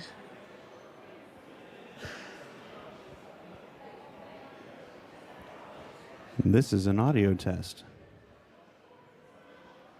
If you can hear the sound of my voice, please type, "Disco is a real..." This year has marked a turning point in Star Citizen's history. We have finally moved past the question of whether we can build an architecture to deliver a universe with incredible detail at massive scale, seamlessly, and where thousands of people can all play together. Server meshing has been working pretty much flawlessly at scale for the past 9 months. It has brought a more populated and active verse with up to 700 players online and in the same space at once. It's greatly increased server performance and delivered a much more responsive player experience. I couldn't be prouder of the team. They delivered something no other online game does presently. There may be other games out there that claim large player counts or even the ability to mesh, but none do it at our detail, scale, and seamlessness. Of course, there will be continued improvements to server meshing and to Star Engine, but having moved past this last big technological hurdle has allowed us to finally focus on quality of life and stability improvements, something that has long been overdue. We're about to deliver our 9th patch in 10 months, with content that has brought Star Citizen storytelling into new and exciting directions.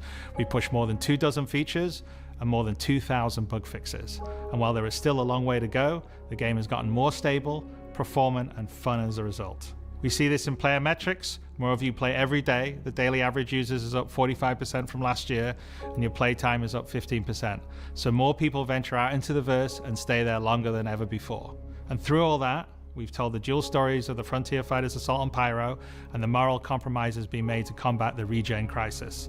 Now, as those stories come to a rest for the time being, it's time to look forward to the next chapter of Star Citizen, where the instability in Pyro and the callous actions of some pave the way to new adventures, new locations, and new threats. Last year, we announced our next star system would be Nyx, home to the People's Alliance of Levski and bordering the Vandal threat.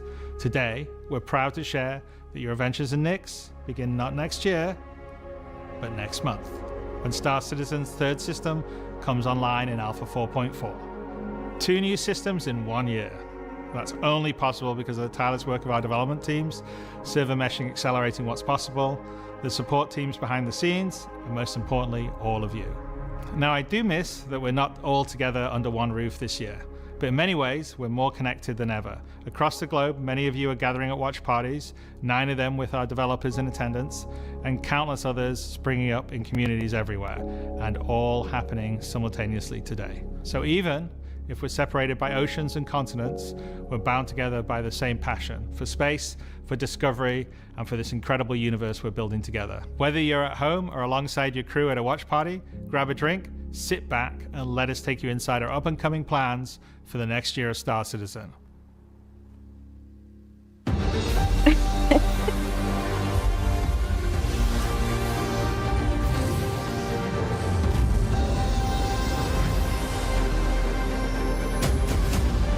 Okay, I'll skip ahead if I have to.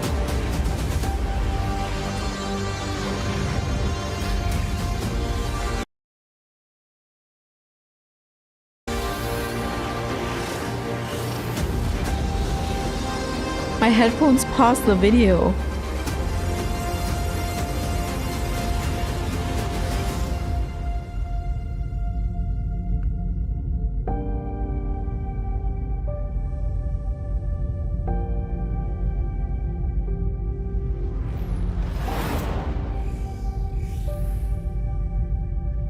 Okay, welcome to Nyx. So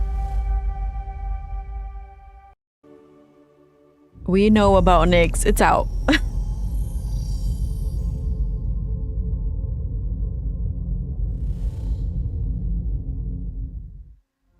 So we've talked about Levski, we've talked about the Glacian Belt, but you're probably asking yourself, what's the new gameplay activity we're going to be doing?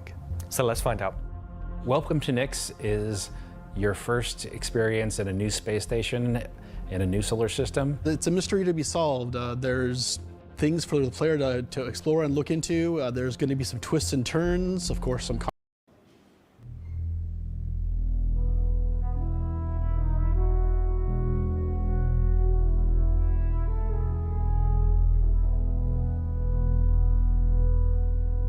At Cloud Imperium Games, we believe art inspires the best technology. And through the development of that technology, it pushes us to create even better art. When Genesis comes to the persistent universe starting next year, it will change how you experience every world. So this year? And not just in the building of the new planets for the Nyx system. We will also go back through Stanton and Pyro and reimagine them through the lens of our technology. Previously, and more traditionally, I just realized that was you. Create slices of biomes, like deserts or forests. This approach moved us forwards and got us this far, but solving the scale was always tricky. And for Star Citizen, we like to do scale on another level. Issues like seeing tiling from our height maps from high altitude, or the unpredictable blending when 2 biomes connected, were common. But ultimately, things just never felt right. Our worlds were gorgeous, but to us, they still sometimes felt like interpretations. Now, this was a super hard problem, which we needed to solve at the scale for Star Citizen requires. We challenged ourselves to emulate nature in the most believable way, and not just on a planetary scale, but to our level of detail.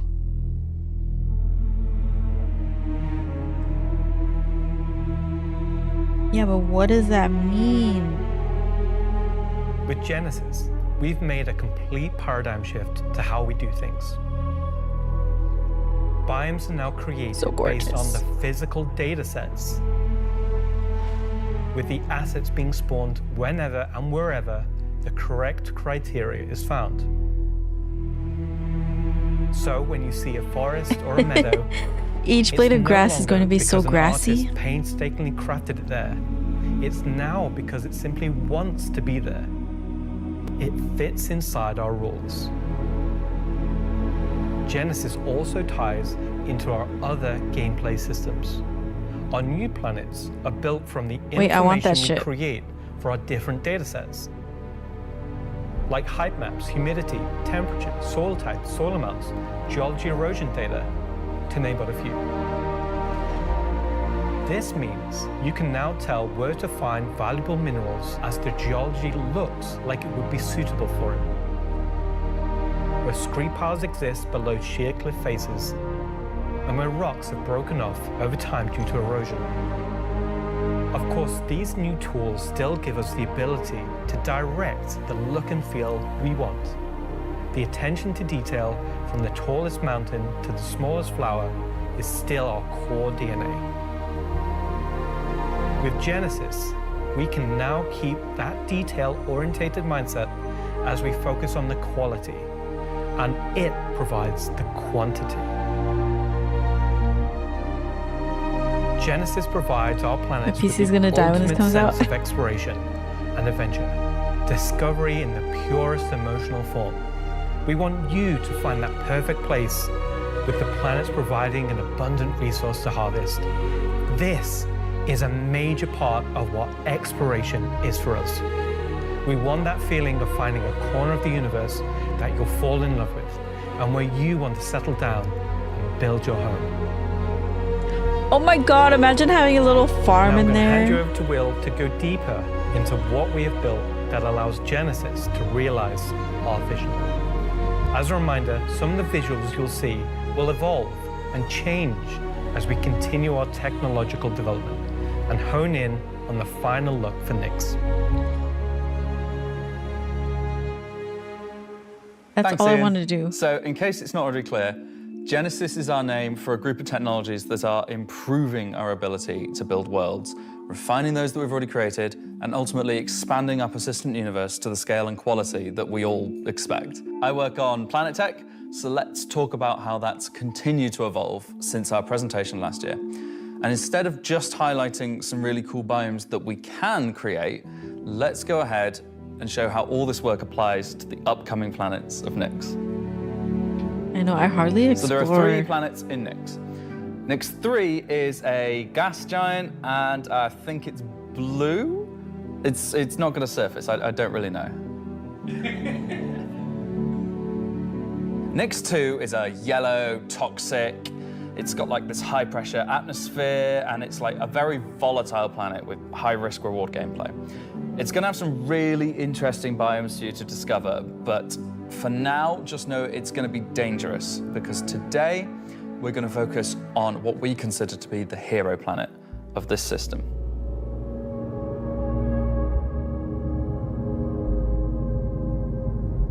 Nyx 1 has got a rugged, remote beauty.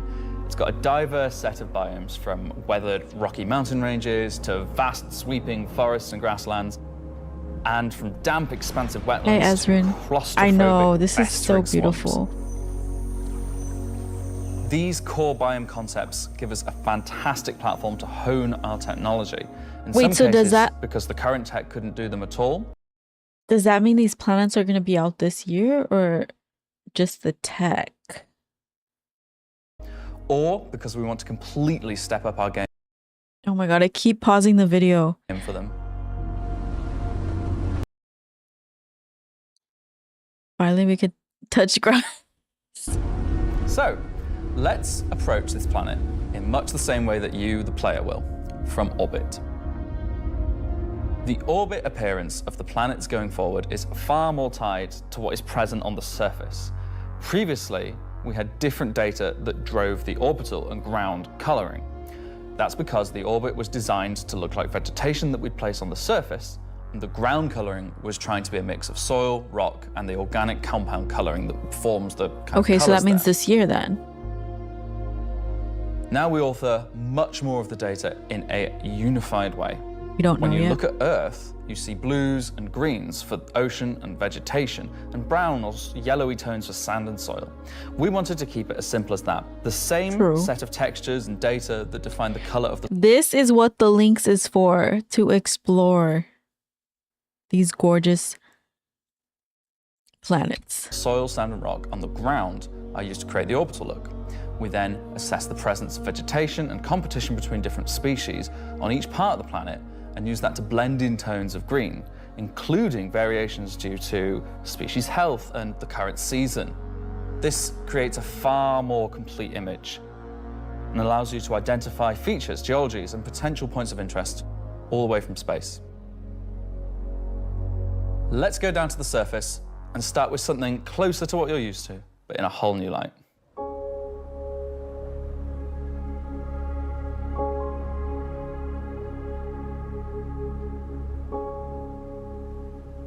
When we approached the surface of the planet, we wanted to start by focusing on just the soil and rock. One of the things that was missing from our terrain previously was simply feature complexity. Looking at our contemporaries, we lacked detail at the ground scale. To combat this, we've added a new layer of data. That layer is called the medium tiles. These are intelligently placed on top of the existing 4-kilometer terrain tiles based on slope, soil type, and other erosion data. And these medium tiles don't just create height changes. The rockiest they also rocks bring in ever that local rocked. erosion data both for soil and bedrock size values. And this gives us a whole new level of terrain detail, of scale, and allows us to create far more unique locations across the planet. So now that we've nailed the surface, let's have a look at adding some rocks. We've now got 2 major contributors to the rock content of our planets. Firstly, long desired feature, cliffs. We are adding large scale, varied detail to all our cliffs based on the geology at a given location. This adds an exciting new dimension to steep slopes that we simply couldn't get before. The second is a big one for you ground vehicle enthusiasts. Rocks are now found not scattered everywhere, like spilt popcorn at the cinema, but only in places you'd expect to find them, thanks to a brand new rock scattering algorithm that isn't annoying as hell. Using physical data generated for each large and medium tile, now rock distribution makes sense and has a physical basis. So if you're still crashing into them after this comes out, that's on you. Oh, that's gorgeous. The rock assets themselves have had a glow up too. We now create rock sets related to a particular geology. Okay, I'm gonna have to freaking by the time this comes out, I'm gonna have to figure out my VR. That way I can just lay in the grass. That look like they originated from the same source. And this ties into how we'll be distributing minables in much more interesting ways too.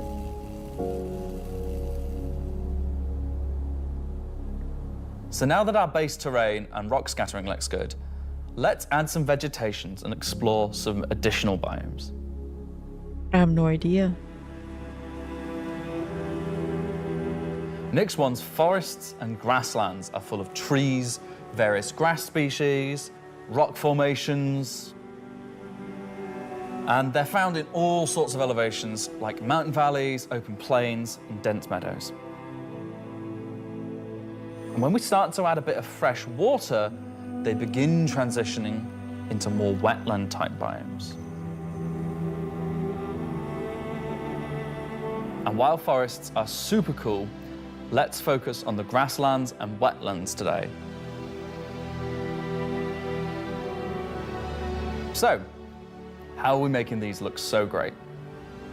Obviously, we've had grass before, but never meadows of it.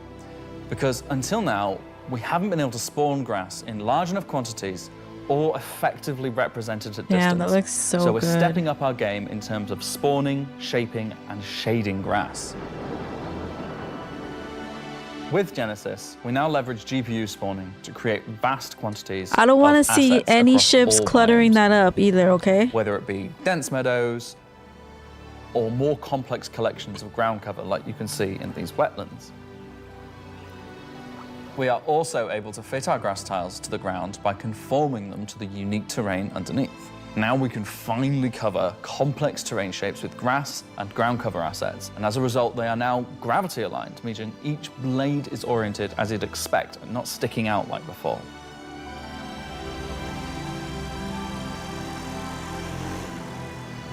Next, let's take a look at how we light our grass. Now, as in real life, the shading of a grass blade, or indeed a whole field of grass, is lit very differently to like a flat surface. We now use a solution that shades meadows of grass far more. What is like that ship? fur Is that the or hair. Perseus? And this, if you think about it, makes sense. At a distance, a field of grass is far more like a carpet or cloth than a flat surface. This improves how our grass looks from a near perspective, as well as bringing us nicely into how we're solving the distant representation of grass.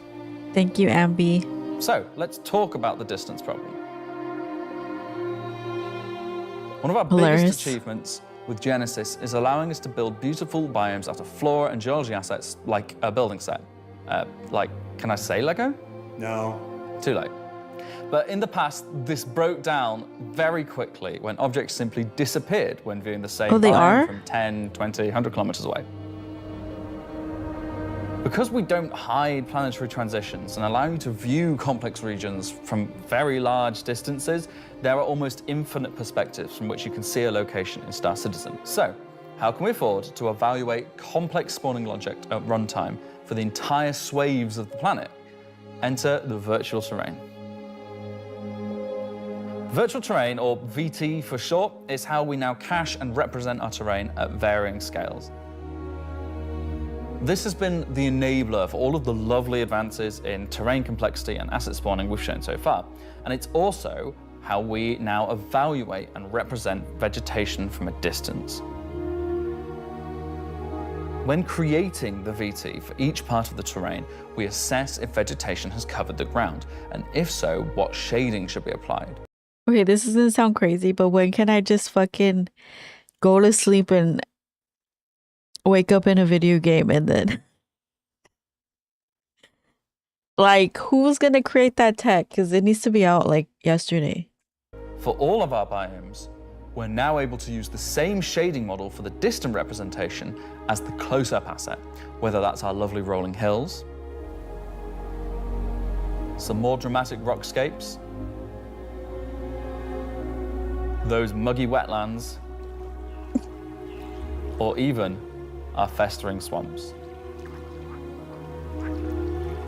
So yeah, we didn't forget about the swamps, and they're coming to Nyx 1 as well. I think I heard a the duck. lessons learned and all the technologies we've developed, these swamps now spring into existence from the planetary data. This biome combines all of the elements from the other biomes we've shown you today, from water interaction, denser spawning, unique ground coverage, and I think it creates something really unique. There's already implants, really?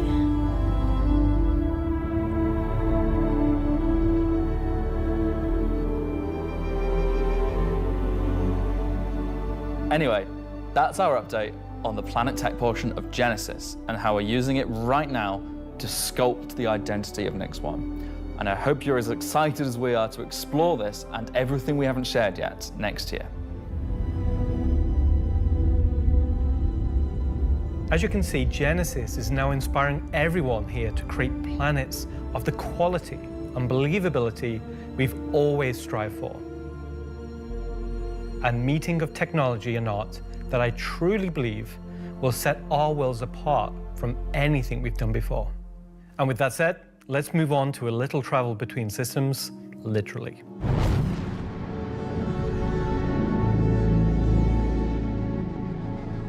Up until now, our mission system has been specific to the star system you're in, meaning a Stanton mission has to take place in the Stanton system, and a Pyro mission has to take place there. We've never been able to link these together, but with the introduction of our third star system, it's time for this to change. And that begins with the introduction of interstellar cargo. What are you talking about today? System-to-system hauling missions. Hauling is back. No one said hauling was gone. You guys even play the game? These are exactly what they say on the tin. Missions where you're going to start in, say, Stanton and end in Nyx, taking... Okay. This is already a thing now, I'm pretty sure.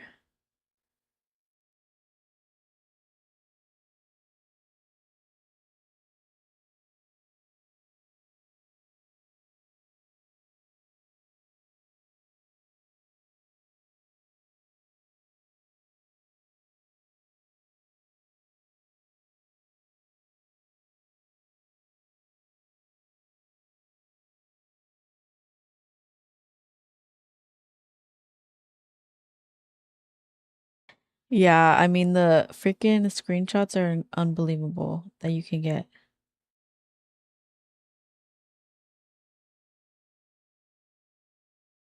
Should I do Road to 1.0 Revisited?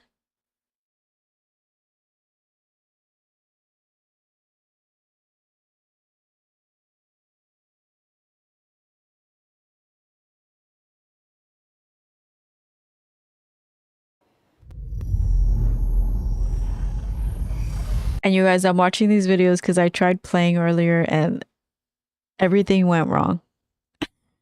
Everything went wrong. Nothing was working.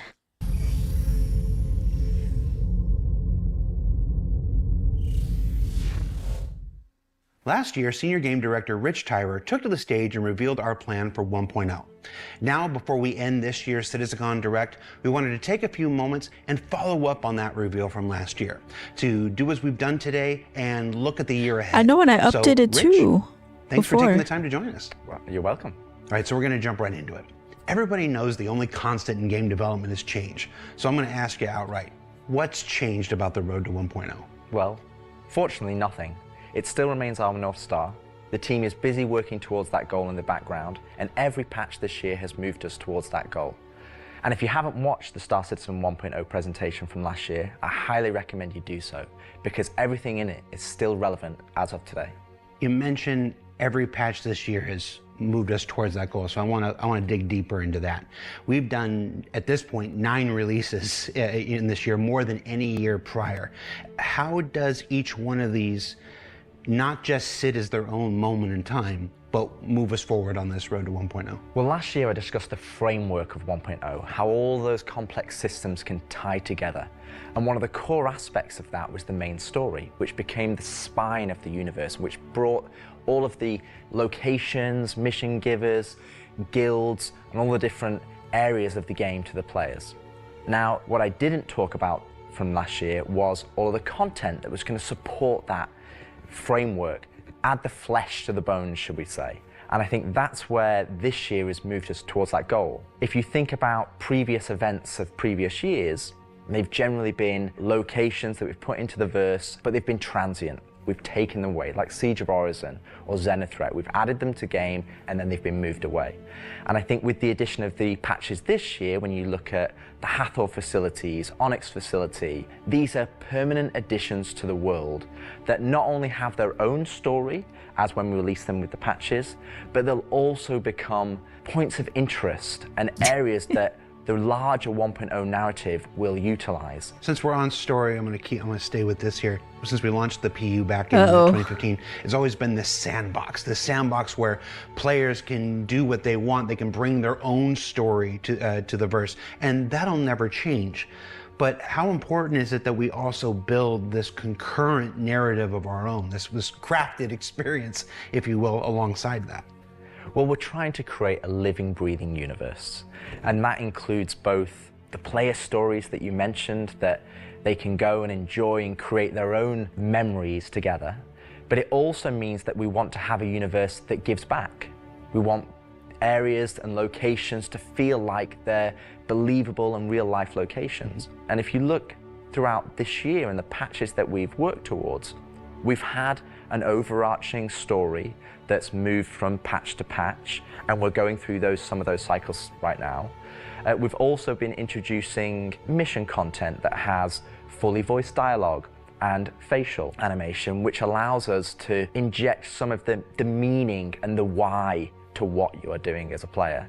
And I think story is integral to Star Citizen as a connective tissue that ties all of these different complex systems together, because it takes players on that journey throughout the game. To see this big turn this year to start injecting story into the verse, I think people are really responding to it. So everybody knows, and you mentioned just now, that this year we changed a whole lot about how we operate and how we release things. How do you think that's gone? I think it's gone very well. I think if the mantra that I've always been pushing this year at the beginning of January was patch always goes. And I think this year has seen a different development strategy for how we've been moving the game forward. That's where this different strategy has allowed us to really take a wider approach. And we also have to remember that Star Citizen is played by tens of thousands of players every day. And while we have lofty future goals, we still have to make decisions right now that make the game fun for the people that are playing it all the time, playing it as their daily game. If you look at previous years, we've had to hold a patch back, we've had to make concessions, mainly due to around a feature may not have been ready or right to go into there. There were 3 months, 4 months, sometimes 5 months between patches. Exactly, and I don't think that's good for anybody. I don't think it's good for the players. I don't think it's good for the development team. I think it's better to have regular cadence of drops. One good example is this year for A Line of Mine. People probably don't know, but A Line of Mine, when you turned on the laser, it was actually supposed to reveal the sandworm Valakar. And I played it, and it didn't hit the quality that I wanted to go into the game. So we changed, and I took it out, and I made that decision alongside Chris and Erin, and we've held that back, and we're going to work on that towards a future patch. But I think definitely the more regular cadences has had the multiple benefits, and like I said, I want to dispel a myth right here, right now. Like, features are still being worked on quite heavily in the background, from radar and scanning in FPS, the new quantum, to inventory, engineering and crafting, and all of those features are going to be coming very, very soon for players to get their hands on. And, you know, I'm going to be honest, I'm not going to sit here and say that if I was to go back to the start of the year, I would hope that we would have released more features. But I also think every decision we've made this year has been through the lens of making the live experience as stable and as good as possible. Absolutely. All right, so that's a bit about the year before. And the year before has been, I've said this before, I've said it internally, I've said it out there, I'm going to say it right now again on camera. I think this has been the best year of Star Citizen ever, and I'm willing to look right into the camera and say that. The player numbers are up, engagement numbers are up, the length of the play sessions are up, bug numbers are down, 30K is gone. It's been a solid year. But CitizenCon isn't CitizenCon without talking about the future, so I want to move us to the future. We've talked about story, we've talked about this more diegetic, immersive universe and adding voice lines and stuff like this. But where do we go from here? Obviously that continues, but what more are we going to do to make this universe seem alive and real and breathing? I think the biggest thing is to start having that conversation be two-way. So if you think about this year, like you mentioned, we've been having fully voiced NPCs, but a lot of those missions and those NPCs, they're talking to you, they're talking at you. Right. You don't get to talk back to them. Now, obviously, you get to interact with them through your actions. You get to go and do their mission, and you get to move that along, and then they talk to you again. But it's a one-way conversation. We're missing that conversation wheel. Exactly. The next part would be physical mission givers. That's something that we're going to be working towards very soon, with Battaglia being the first one coming back in the verse. And just to be clear, we will be bringing all the mission givers eventually back, and we want them to be this year has been pretty good. I mean, the verse and the story that players go and enjoy. We want the locations to be brought to life, and as we mentioned last year, we want to have interactive scenes just from that you playing can go for and be this part month. of. And obviously, the full end goal is towards, you know, to have cinematic stories in the game, and that is what we're going to be pushing towards. Everything we do, every decision we make, is through the lens of moving us closer to 1.0. It might sometimes be difficult to see why those decisions have been made at the time they've been made, but rest assured that Star Citizen 1.0 is still our North Star. That's what we're still aiming towards, and that's what we're going to be moving forward with every patch next year as well. And remembering when mission givers were first introduced, they sometimes became a bottleneck. Is there a role in instancing, which we learned about earlier today? Is there a role for instancing in that, in helping with mission givers? Yes, partially. It will be one mechanism that will allow us to have players go to their own individual area of the verse, have that conversation, and then go and continue on into the open world environment. So I think that's where, when we look at instancing provides us one tool that allows us to remove that bottleneck and provide a more seamless experience. Happy you said that, because that's one of our last topics I want to get to, is how we reconcile. What does he mean, a bottleneck?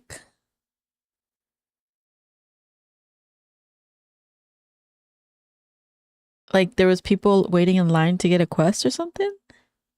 No, I don't have Squadron 42. I mean, it's not out yet, right? I mean, I plan on buying it once it's out. Instancing with the persistent universe. Like, for the last 10 years now, we've been building this giant, seamless, persistent universe where everybody can come in and play together. And it would be easy to have a first instinct reaction to the idea of instancing and say that's antithetical to everything that Star Citizen is. But you mentioned last year these 3 pillars of building Star Citizen in the PU, and I want to, you said nothing changed, but I want to ask you about this specifically. What are those 3 pillars again, and how does instancing fit within the greater design of Star Citizen? So the 3 pillars I mentioned last year were open world.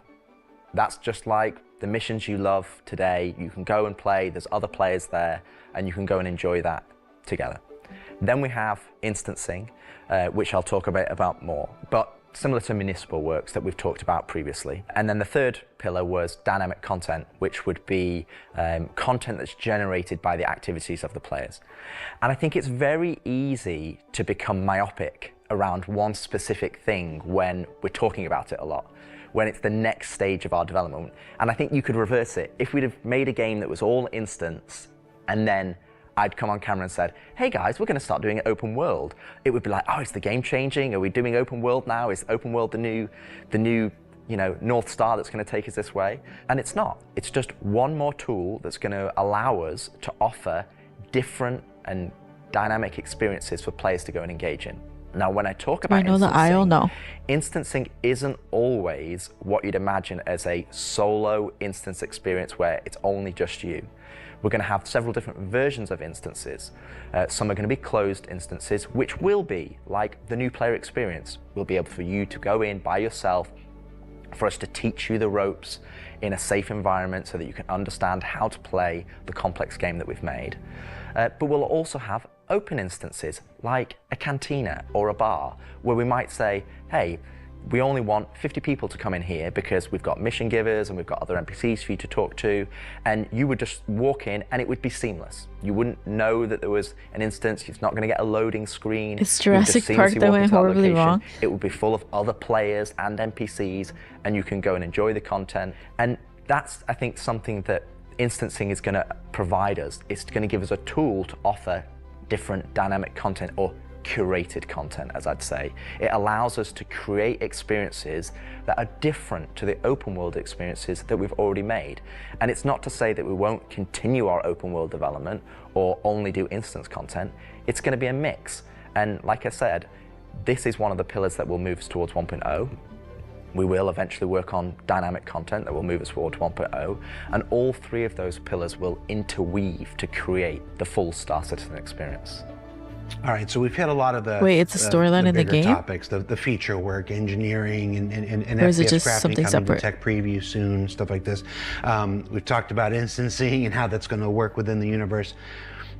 But I want to ask you this one last big one. It's very easy to say Star Citizen is this kind of game and that kind of game. Those of us who spend our days making it know better. It's an everything game. It's everything we can make it game. It the just storyline is. for the beginners. At the core of this is still spaceships. That life of spaceships. What more can you tell us about spaceship gameplay in the future? What can you give us? What can you tee up for us to look forward to for those of us who are really into Star Citizen for the spaceships? Our intentions going forward are to make sure that every ship or ship archetype that you acquire has a role and has content that you can go and enjoy in the universe. For example, right now I know that we're working on more robust mining missions, more robust salvage missions. We're going to be working on refueling missions. And we want to make sure that each and every one of the ship has a purpose and has a reason to exist in the game. That's from the smallest Argo MPUV, as well as ground vehicles, all the way up to the large capital ships. We want to give them purpose, and I think it's something that we are absolutely aware of. We want to make sure that we're building that spectrum of content to allow players to go and engage in. And I think 2026 is going to be a very good year for Star Citizen, and I think there's going to be something that's very interesting and something that a lot of people have been waiting for. But rather than me spoil it, I'll let Ian and the team go into the details on that. He had a twinkle in his eye. Ian, take it away.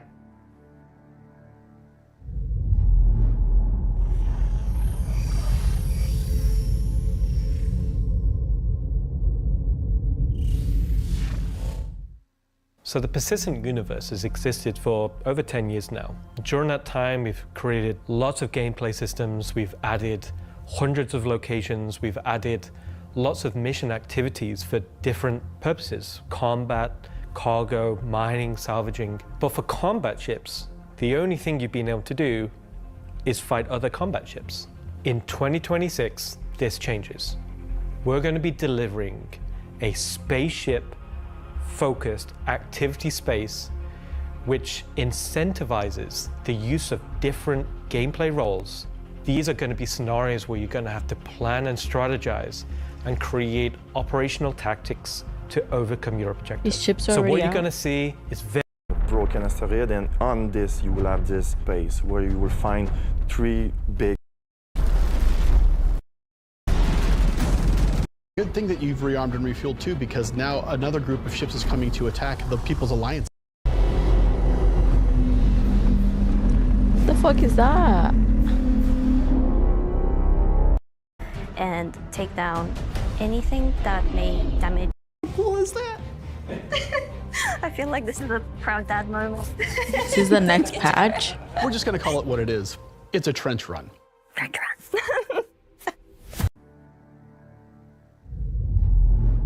4.8? Is that what you...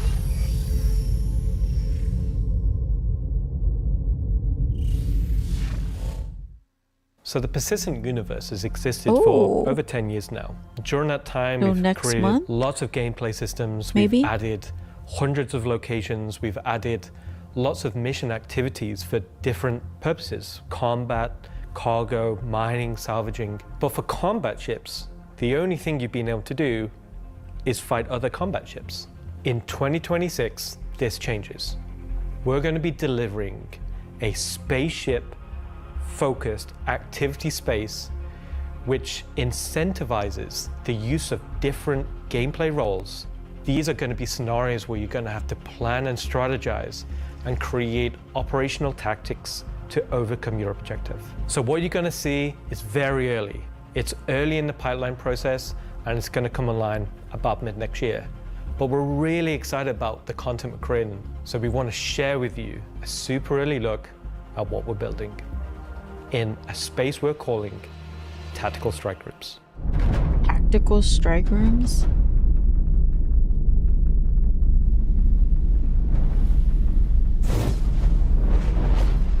The People's Alliance are still trying to get to the bottom of what this new faction is really doing in the Nyx system. They've sent a capital ship to check out a station and run into more than they can take care of themselves. Unfortunately, that team came under attack and members of their groups were taken hostage.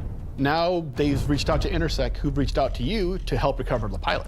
Of course, it's unwise to do this alone, so you'll need to put a team together to attack the station. Whoa, look at that When shit. you arrive, you will have this big asteroid, kind of broken asteroid, and on this you will have this space where you will find 3 big arms. You will see in the middle, you will have this big energy core. Everything here has a purpose. It's not just for the show, just something nice to see. You'll see a People's Alliance-owned Idris that's just on the outside, and it's going to be getting harassed by this unknown faction that you have met before. So your first objective here is to clear out the ships. There'll be waves of these ships, so this is where you want your light or your medium or your heavy fighters, whichever playstyle you prefer.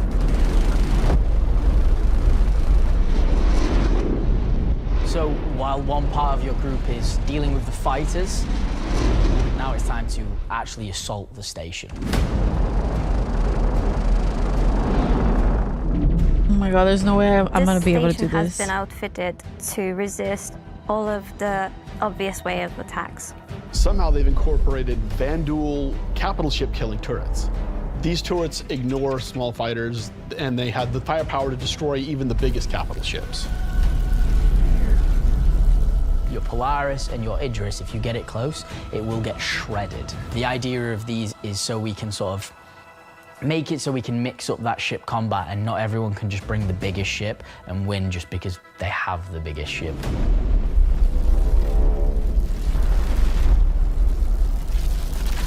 You have to send out your best pilots to navigate the superstructure and take down anything that may damage your bigger ships.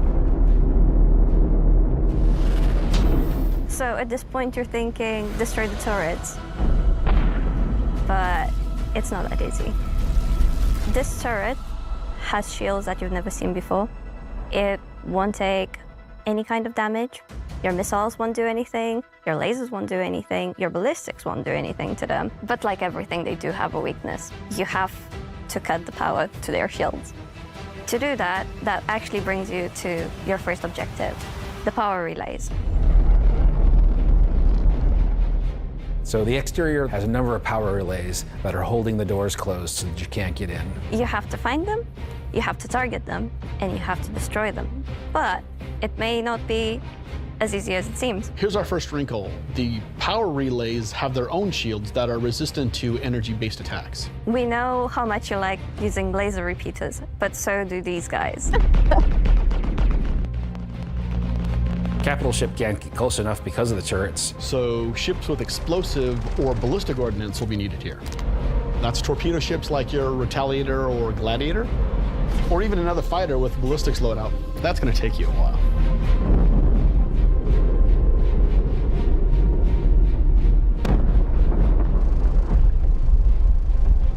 Once the power relays have been taken down, the station opens up. And this is where things get really cool. Now it's time for you to fly your ship inside the station. Yeah, you, in your ship, fly into the superstructure of this station. How cool is that? I feel like this is a proud dad moment. Thank you, Jared. We're just going to call it what it is. It's a trench run. Trench run.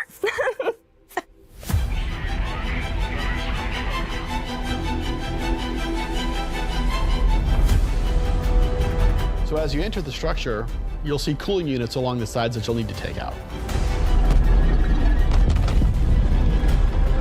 There's 3 arms to the station that have these trenches. You'll fly into one, and then there'll be a core in I'm the gonna center, crash. and then move out another trench. You're either gonna do it multiple times, or you need to bring friends.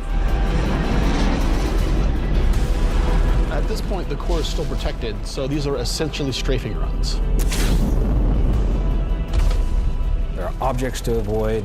You're going to have to be able to dodge. You're going to have to move quickly. You need an agile ship. Because the shield generator that you're targeting is emitting lots of distortion damage. So once the cooling units are out, that exposes the core to overheat, which means that you can attack it from the inside and also from exhaust ports on the outside of the station. This core is armored and just takes a whole lot of damage.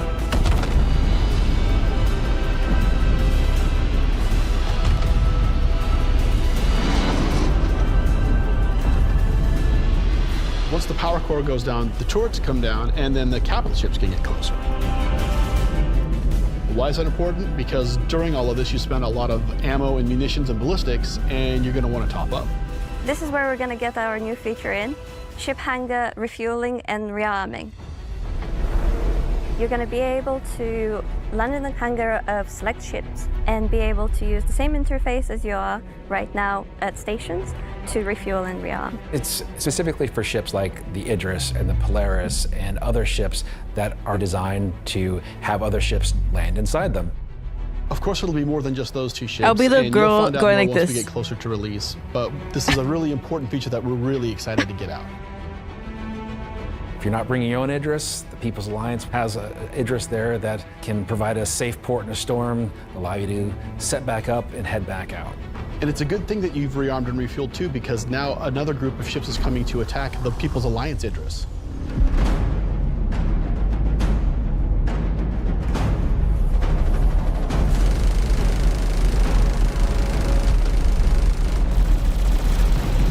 So while the fighters are protecting the Idris, what's happening at the station? Well, that's where the dropships come in. Now you've got to take a fire team in. You've got to land, you've got to fight through an onslaught of FPS enemies that belong to this unknown faction. Okay, this is more and my you've got speed. to open a hangar door which will allow you to release captives from the station.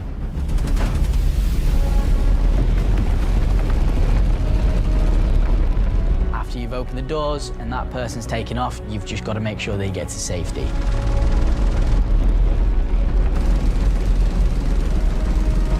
So at this point, all of this sounds pretty simple, but there's an additional complication. So up until this point, it's just been you versus the enemies in the station. That sounds simple. But the enemies in the station have their own enemies. The Vanduul neighbors who really don't like these guys for some reason will come in and wreak havoc on everything. And they're not going to discriminate between you and the station. They're out for blood. When you alert the Vanduul by destroying the power core that the station's now vulnerable, you're on a time limit. Vanduul are coming, they're going to come hard, they're going to keep coming, you're going to have one hell of a fight.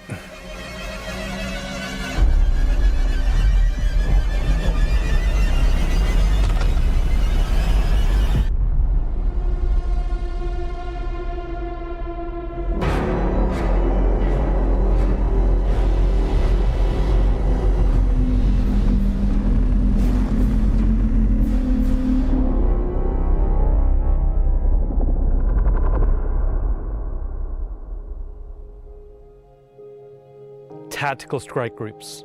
I'm personally so invested in this. So throughout 2025, we created a variety of content. Some of it was very focused on FPS combat. So personally, driving a more vehicle-based experience was very important to me. This is a defining statement that I want to do in 2026. We're a spaceship game. There are prized possessions. They're the objects we fall in love with. This is the content we want to create, which creates scenarios and roles for you to use those spaceships.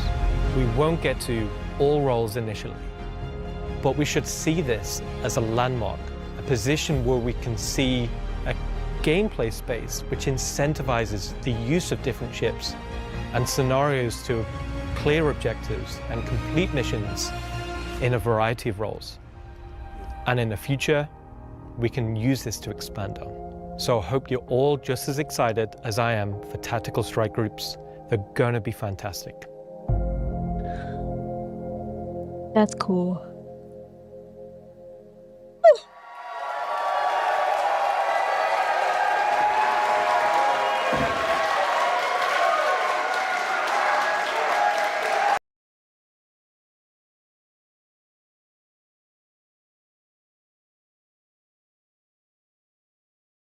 I think this is in Evo Cody now.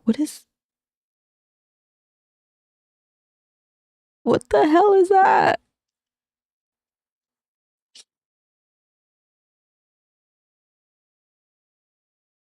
So does that mean when it goes to PTU, you guys are gonna be able to do this?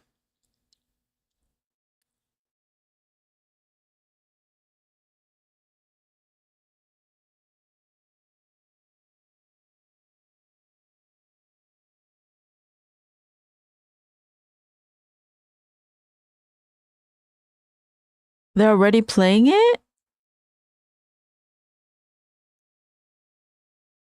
Wow. Evo is NDA test servers before PTU. Oh, okay, so it's like a select group.